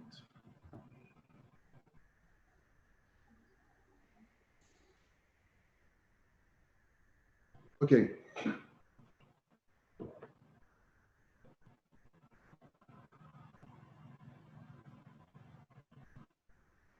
Hello. Go ahead, we can yes, see we you. can see it. Yes, we can see it. Okay, so your time starts, just a second. Your time starts now. Please begin. Okay. My name is Simeon Ayodele, founder of Sathomes Limited. We are into 3D printer manufacturing coupled with product prototype design and mass production locally under one roof. This is quite very much important because there's this challenge of people who wants to make something like a mouse in the world, and then you can go to a place where you can discuss with the consultants, at the same time get a prototype out, and then also for you to mass produce it. So this idea came up when we started making our 3D printers as far back as 2013. We've made a couple of 3D printers and we sold a lot. Sorry. We're into product design, mold making, and also injection process for mass production. 3D printer is very much important as we are going to be using that to make prototype for people. And a lot of people are honestly increasingly asking for 3D printers. This helps us resolve some challenges as to who to discuss with and how to make any type of a product, plastic product in particular. We also convert waste materials, which we make filaments out of, which is what the 3D printer machine uses. Sorry. How it works. For people to come into our company, you must have an idea of what you want to develop. from that, we design it, we make a prototype, and then we go into the mold making and then inject at rapid rate, which means one can walk into the company and in less than some months, you can have millions of copies of your product. The market size is quite huge, although we are focusing more on educational aspect, which is the schools, and also government organizations, skill acquisition center, the hospitals, and so on. Our market strategy mostly is presentation. Presentation helps people to understand exactly how this works. Right behind me are products that we've made and sample of the 3D printers, the two types of 3D printers we have, the skeletal type and the covered body type. Our products ranges from virtually anything one can think about. The prosthesis hand and that of a whistle, unlimited products. Now, we're asking for about 200 million because 200 million naira because the production line costs 85 million naira. And we intend to set up 2 production lines, which is to cater for both 3D printer and then for people who want to mass produce their product. Within a year, this can be recouped. However, within the next 2 years, that will equally be put into the system back again. And in under 2 years, we have about 600 million, over 600 million naira. In 3 years, in 5 years, we'll be having about 2.4 billion naira. Our achievement so far, we've made presentation to science and technology. That is the, if we see my screen, that is, as of 2015, we made a presentation to the Honorable Minister of Science and Technology and several Director Generals from NOTAP, SHEDA, NITDA. We have endorsements from NDE and also from SMEDAN. Part of our clients are the military schools, which have already patronized our products, and we've been making more and more clients. Our team consists of CEOs from other companies, which helps us to address a lot of challenges as to increase distribution, getting clients, and so on. Thank you.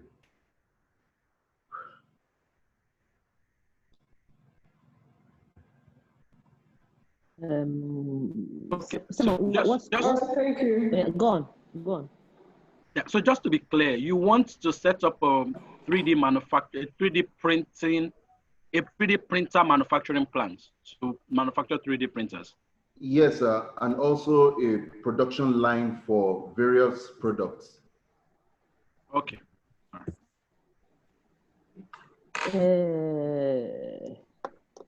Okay, can we look at your clientele? Your clientele now, right now. Who are those you're servicing now? Okay, right now I have schools, I have architectural firms, I have the military. I equally have obvious people who just feel like making anything they want to make. So what do you have return clients, that clients that come back to you for products? Yes. Okay, most so of our clients, when you say, particularly the architectural firms, always come back to make products. And people who make just a single product, for instance, like this remote casing, eventually wants to mass produce them. So the challenge I'm having right now is not being able to set up a production line for such clients. But I can always so as much as. Are you telling me that you're only producing single units of your products? Single unit? No. What I'm saying is that we're making 3D printers and also making different products for clients who wants to make their own idea. Let me help with that. So 3D printers are perfect for prototyping. If he wants to mass produce, he will need a production line. So I think that's what he's trying to say. But I think one thing that will be interesting to know is your revenue. How much revenue have you been able to make? Okay. Within a year, usually with just a 3D printer, I make as much as 1,000%. No, revenue. Nobody's asking you percentage. Okay, revenue within a year as to what I have presently, I make over 10 million naira. 10 million naira per in a quarter, in a year, in a month, in a year, in a day, in a year. Just on the 3D printer aspect, because we equally make our own filament machine, which is from waste materials. So which converts like about 500 naira waste filament into 20,000 naira within the space of an hour. So here is the question I have for you. One, are you a 3D printing services company? In which case, you can understand having clients such as architectural firm, people that need one sample or a model or whatever. That's one. Two, or are you a 3D printer manufacturer? A 3D printer manufacturer means that you are competing with the likes of Hewlett-Packard and the rest of them. And that means you are going to go in to basically develop technology that would make 3D printing possible. And then you begin to sell 3D printing machines. And then, of course, naturally, it would require that you also manufacture consumables, which is whether it is plastic or some other material that would go into the 3D printers to render the products that you are showing on the screen right now. Which one are you, or are you into both? I'm into both. I started as a maker, and in order to increase my revenue, I get to equally make for people. And because I train, the expertise is there, so people who in fact purchase and I train still end up coming up asking for us to make most of their product for them. So it may both.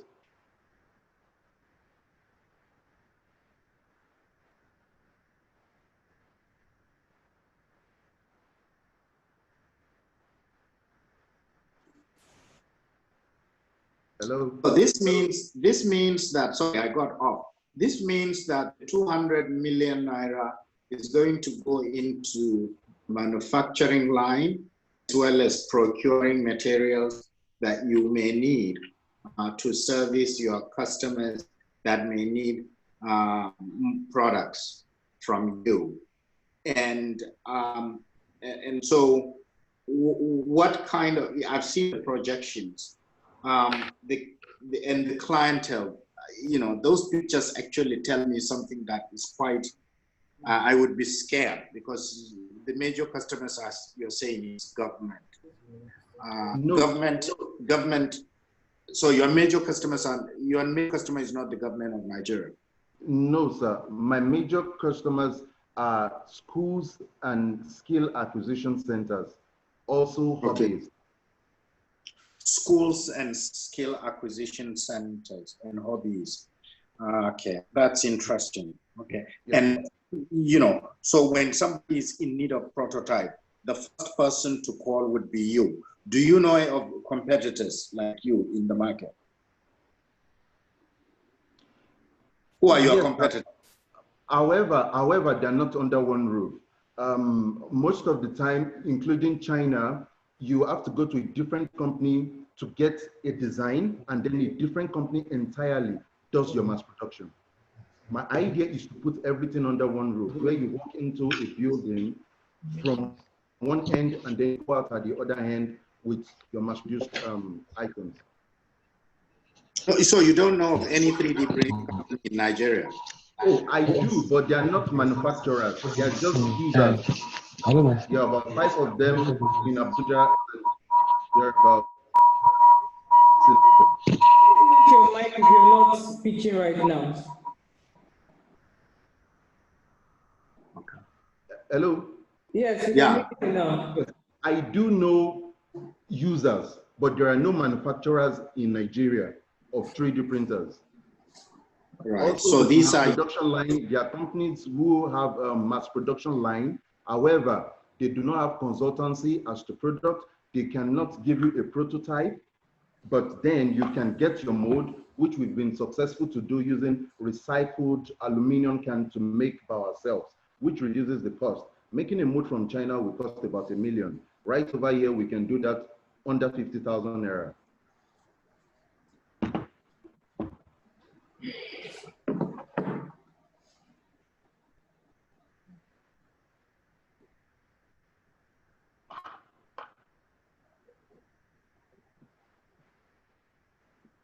Any more questions?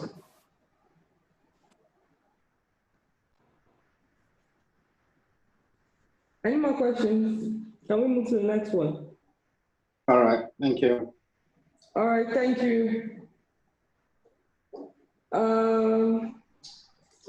Toby Links, are you ready? Hello, Mercy. Yes, I am. Please stop sharing your screen now so that the next person can. Okay. Yes, thank you very much for that.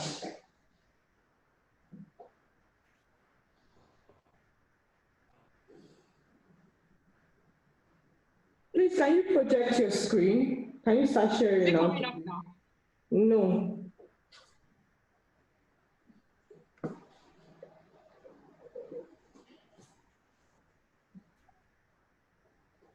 Mercy, can you see my screen now?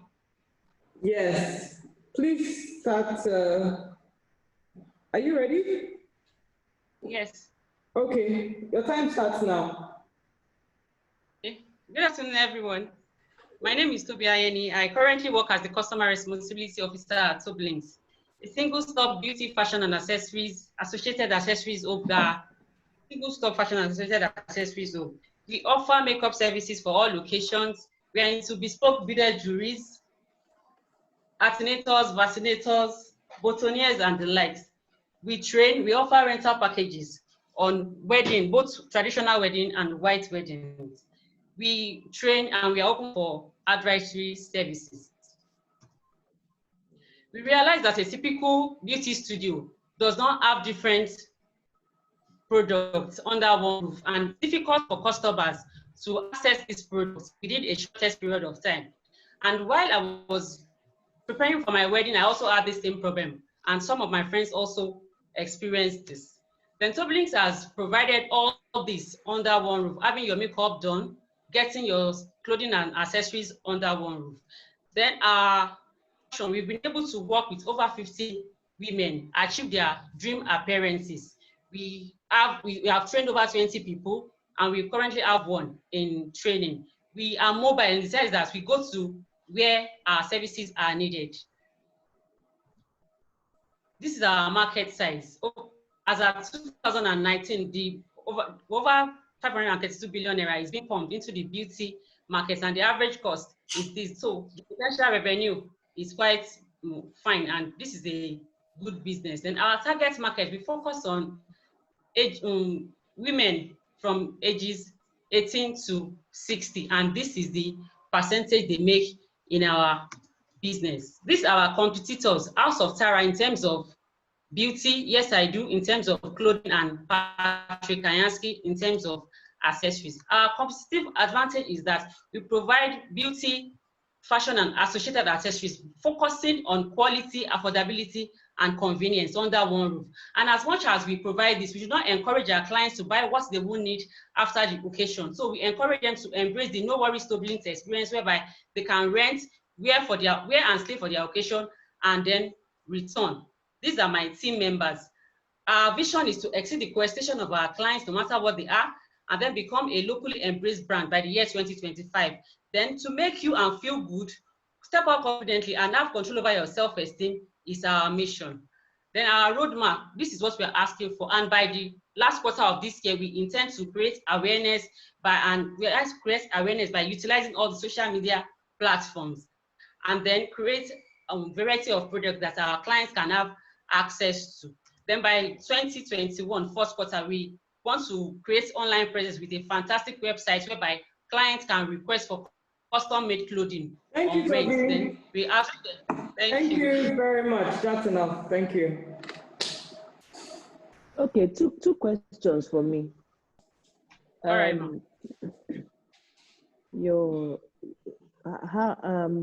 how has the COVID affected your business? It has affected the services, what we are selling. We are making. Just wait. And then the second one is, where in your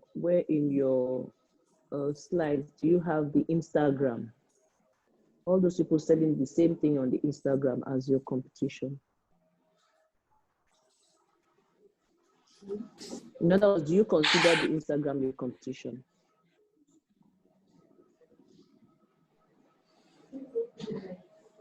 Hello, ma.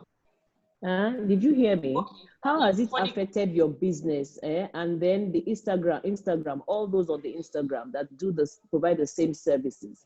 Do you see them as a part of your competition? Yes, we have so many competitors, but they do not provide all these services under one roof. They either go for the beauty, the fashion, or the accessories, but we are providing all these services under one roof, ma'am. And how has COVID affected your business? Yes, COVID has affected the services, but we also generate revenue from sales and rent. We still sell makeup products, and people ask for rent on other clothing for either photo shoots or other things. But for the makeup services, because of social distancing, everybody is afraid of the COVID. So it has really, we put a stop to that. But soon, we hopefully, when everything gets ready, and for post-COVID, we are hoping that people can actually ask. You don't need to come to us. You can log on to the website, ask for the clothing. You can actually ask for your own style. On rent, we will make it for you. We'll design everything for you, and you put it to rent for you. So you don't need to really stress yourself and go with what we have on ground. So you can actually request for something new by 2021 by God's grace. So do you have a brand, a line of products? Because you said Tara is your competitor, and I know that Tara has a line of products. Do you have a line of products? So what kind of products do you use? We use all makeup products. I don't have a personal brand in makeup in products. So we use Zickel, we use House of Tara, I use Forever 52, depending on the clients, because we have different clientele, like those from 50 and above, they can really pay well. So they know what they want. But they actually, from 18 to 25, they are the young ones. Those ones are just like probably the influence is from the parents that are willing to pay for prom dresses and the likes. Then the 26 to 35 are actually the bride sets. So those ones are, like that. Was from 36 to 36 and above, they really know what they want. They are the O1 base. So they also make the 40%. Consistently, we have those ones. And repeatedly.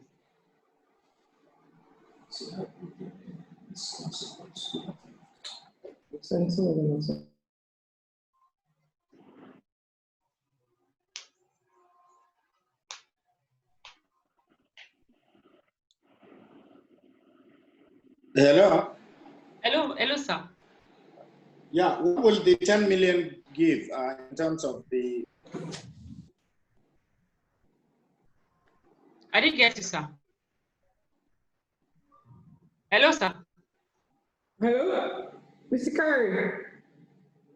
He's asking for equity participation. What would the 10 million give? What would the 10 million get? What's the equity share? We are giving 12%, sir. Huh?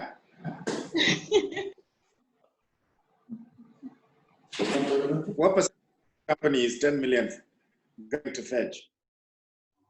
And you didn't mention whether it is a profitable business or not. It is a profitable business, sir. Like consistently, we have minimum of 10 paying customers. Minimum of 10, yes. Mm. Okay, thank you.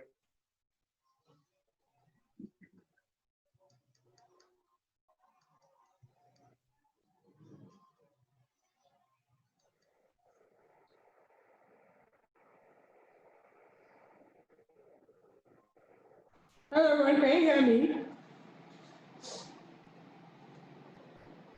Might be having a problem. Most likely. Hello, everyone, can you hear me? I think it is. I can hear you. Yeah, you can hear. Okay, do we have more questions for Toby? None from me.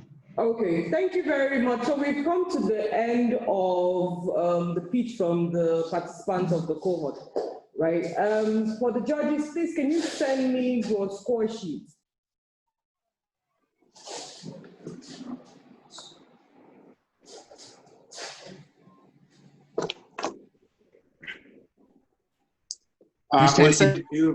We'll send it to you via email, right? Yeah, yeah, email. By email now. Thank you. Okay. All right. Thank you. Any final words for them before you leave?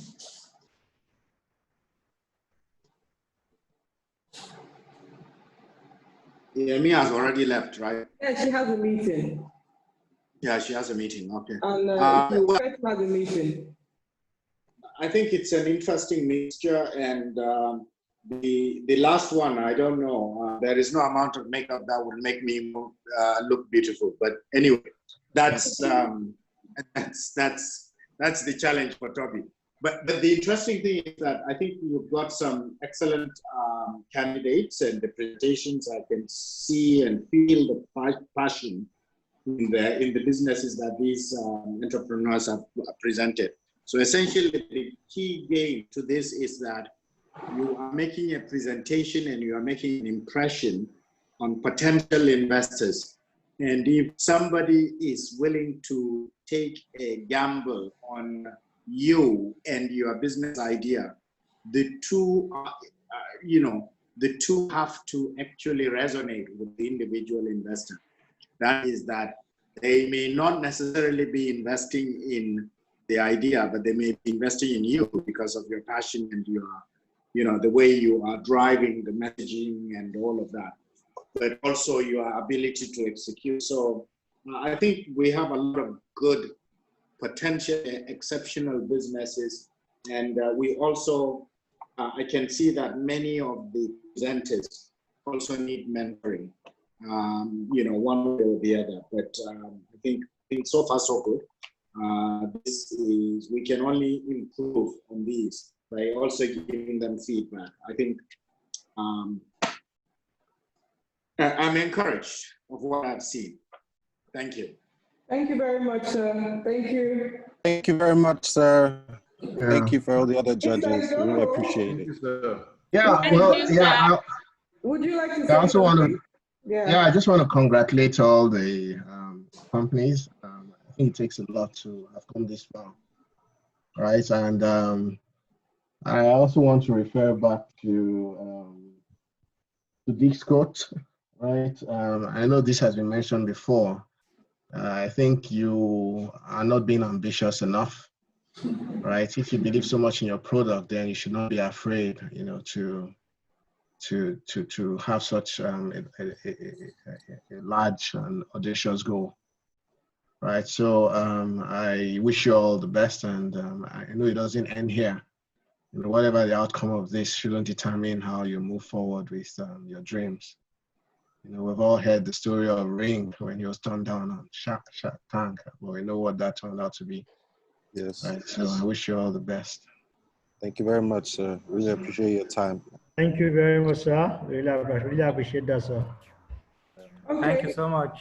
So Shinga, I'm not sure I'm pronouncing your name correctly. Singh, Mr. Singh, would you like to say something? I mean, you're from, yeah. Can you hear me? Hello? Yes, please say something. We're about to come to the end of this. So it was pleasure having all the startups on the board. And I am Ujjwal from India. So I was looking to invest in Nigeria because the ecosystem is growing. So you could probably see in India, it is around, India is basically third largest startup ecosystem in the world. So I see that Nigeria is also growing on the same path. It is following the same path. And around 5 to 6 years later, it could be around second or third largest startup ecosystem. So I was looking to invest in the startups in Nigeria. And it was a great presentation by all the startups, and it was great to see. And I'm looking to invest in the fintech industry, so I could probably get in touch with some of the startups like Jiffy Pay. It was a great presentation from your end. Looking forward to connect with all the startups, and thank you for having me on the board. All right, Thank you very much, sir. All the you. best, everyone. Yes. Okay, thank you. So, Mr. Idoko, please send in your score sheet. Mr. Kyari, I'm still waiting for yours. I've gotten the score sheet of Ife Adebayo and Miss Kyari. Miss Yemi. All right. Yeah, I'll definitely send mine. Yeah. So I'm just waiting for this so that we can collate and we can announce the winner.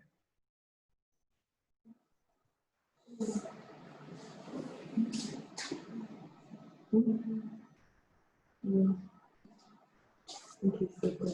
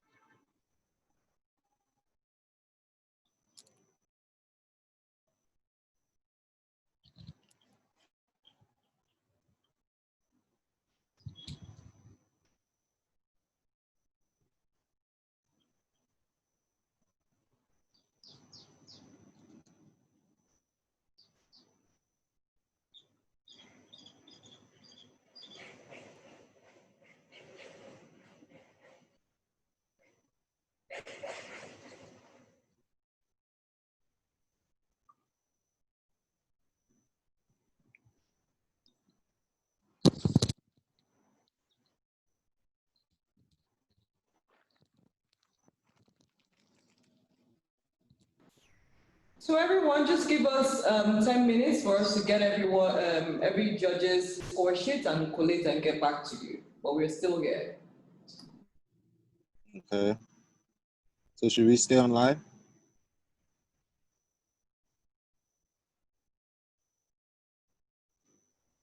Yes, please.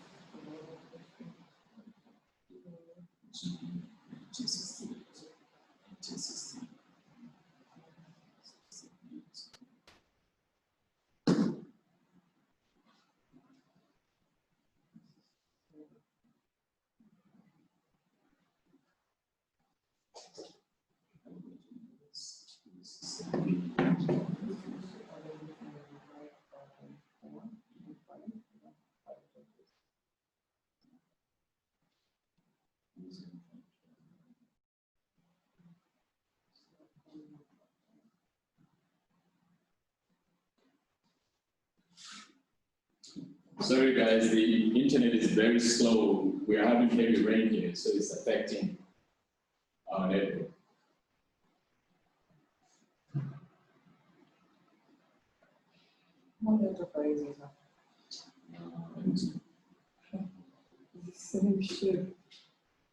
It's relatively fast. Okay, so this is Yemi.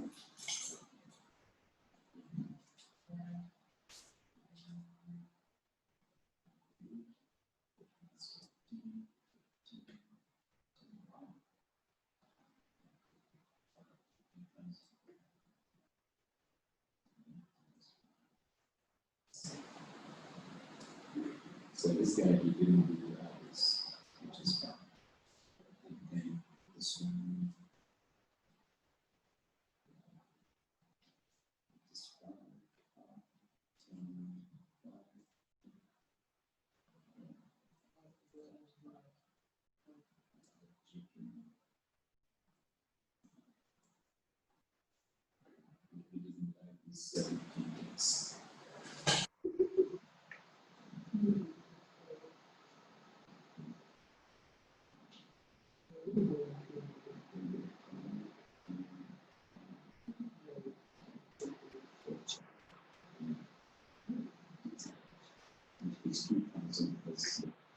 This one.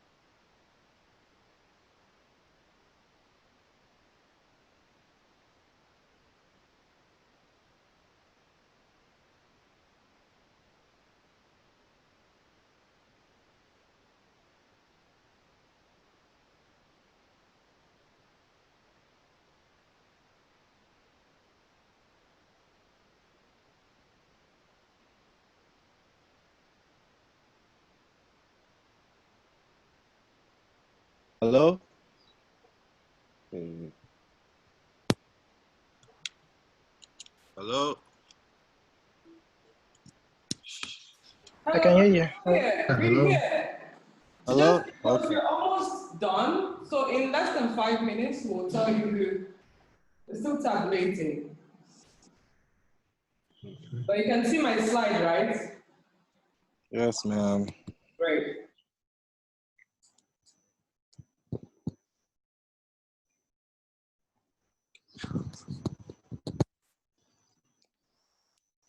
Hmm.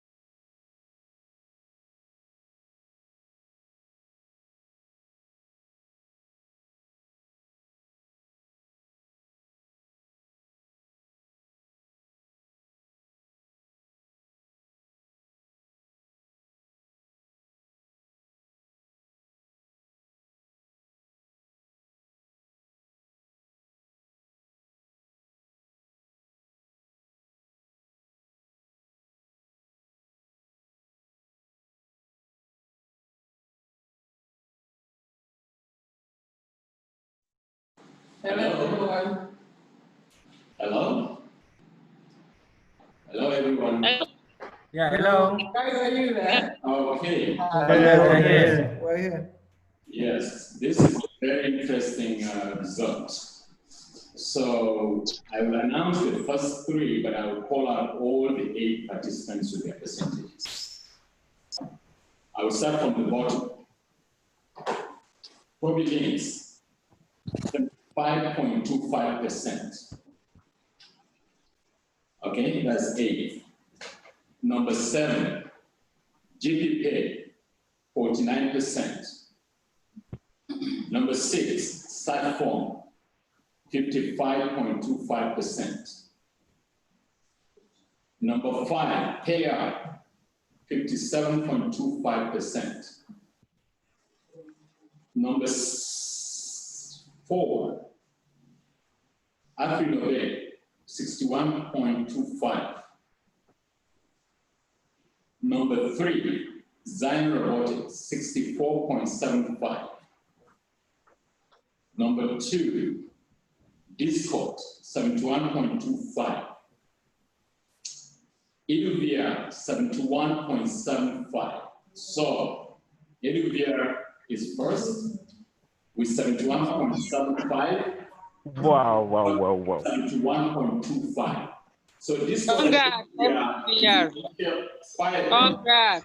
Quiet, hold on.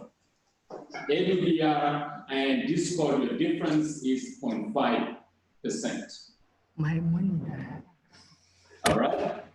Congratulations to all of you. Whether you are number 8 or you're number 1, you should all be proud of yourselves for what you have done. This program is actually, I hope you really have gained something out of it, and this is not the end of it. In fact, it's just the beginning, because you need to go back and read all the material that was given in the class, and also the reference books, and all the inputs from the various presenters and the judges and the investors that we have online throughout this program. I hope this has been useful, and we wish you good luck. So the first prize goes to EDU-VR. Congratulations. Congrats. Congratulations. Congratulations. Congratulations.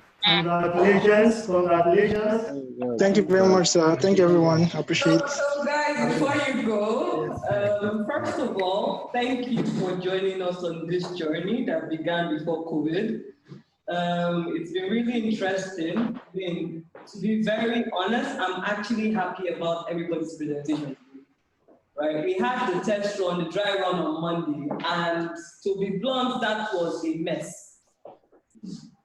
Everyone was scared, but for some reason I wasn't, right? I'm so happy with how far we have been able to articulate our ideas. I mean, when Ife came in before the lockdown, right, it wasn't that good. But today, hearing her talk about her business, talk about Afri-Innovate, what she has done, explain in details and properly articulate what she's trying to do, it really made sense and I really loved it.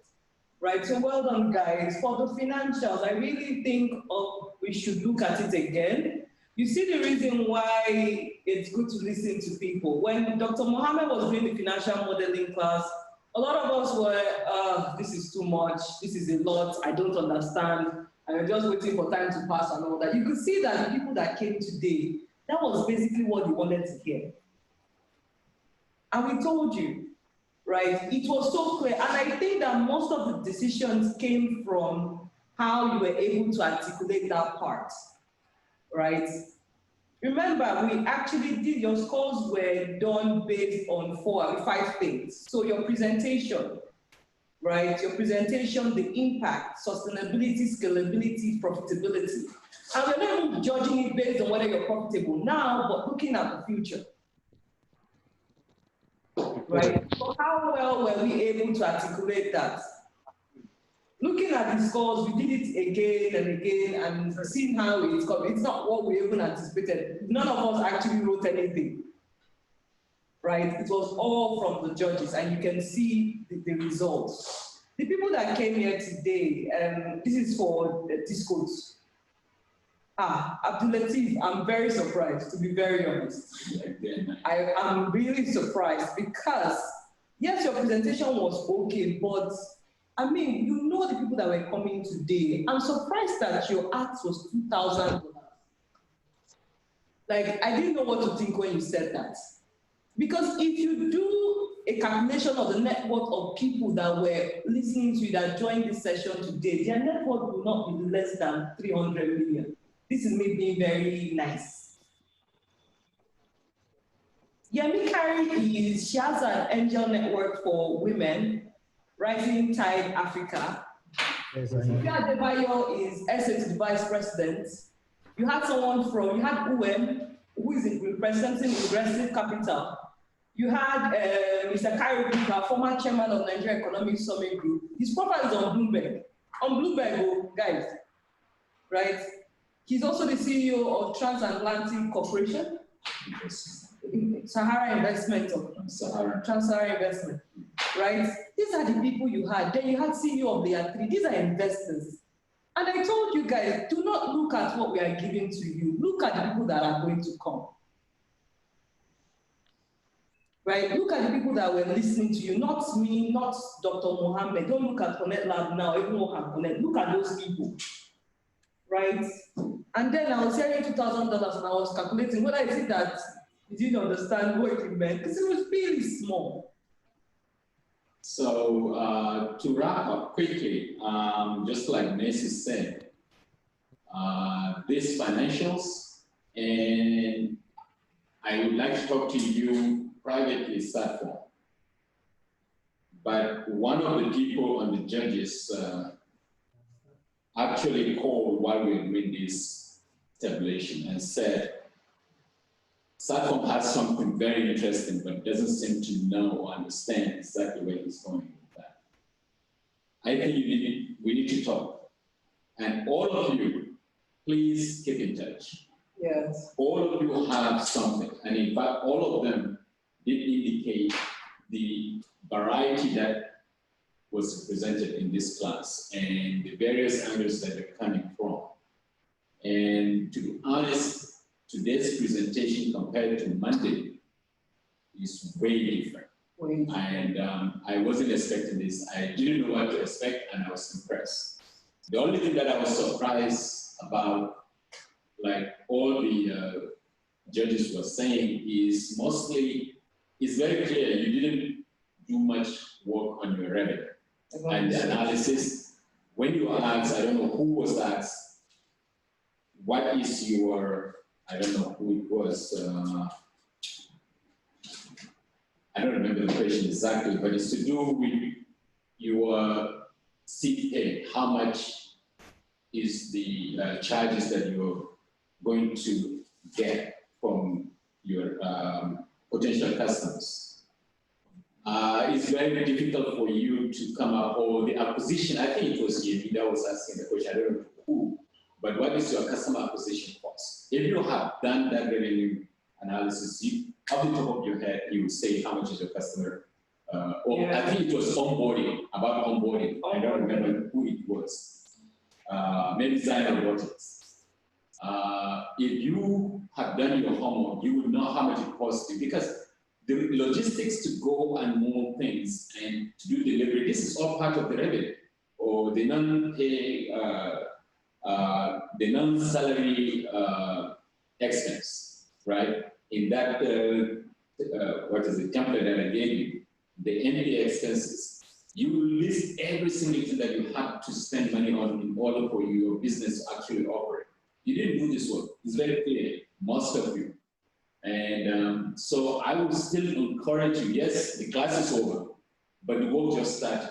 Yeah. You need to go and honestly review that thing. If you can nail that, I think you can go before any investor and present your material and confidently. I know you understand the problem you're trying to solve now, and I think you also understand how you're going to solve the problem. But how you're going to make money is still very vague for most of you. I think you need to spend time on it. You've been given material. I think the go-to-market, and how to do your customer analysis, those are very, very clear.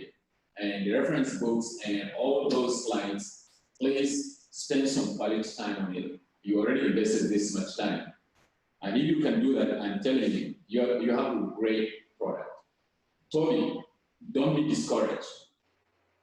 I talked to a lot of ladies. I think you did not really articulate clearly. Yeah. But you have some. Yes, I can hear you, sir. Yeah, you don't be discouraged. Take all this in good stride and also think of it as just a starting point. Yes, I can hear you. There are so many companies, I can count them, that were actually discarded 3, 4, 5 times by major investors in Silicon Valley, and they turn out to be big later on. So this is nothing to say that your idea is not good. No. It's just that the way you express yourself. So you guys, please go back and spend some time on your materials. And good luck. I hope we will still remain in touch. Yeah. Thank you. Want us to check out, please do. Okay? Yes. Thank you very much. Thank you so much, sir. Thank you very Thank you, much. sir. Thank you, everyone. All right. Merci. Thanks, everyone. Congrats, guys. Yeah. Well done, Thank you. Edu-VR. Bye.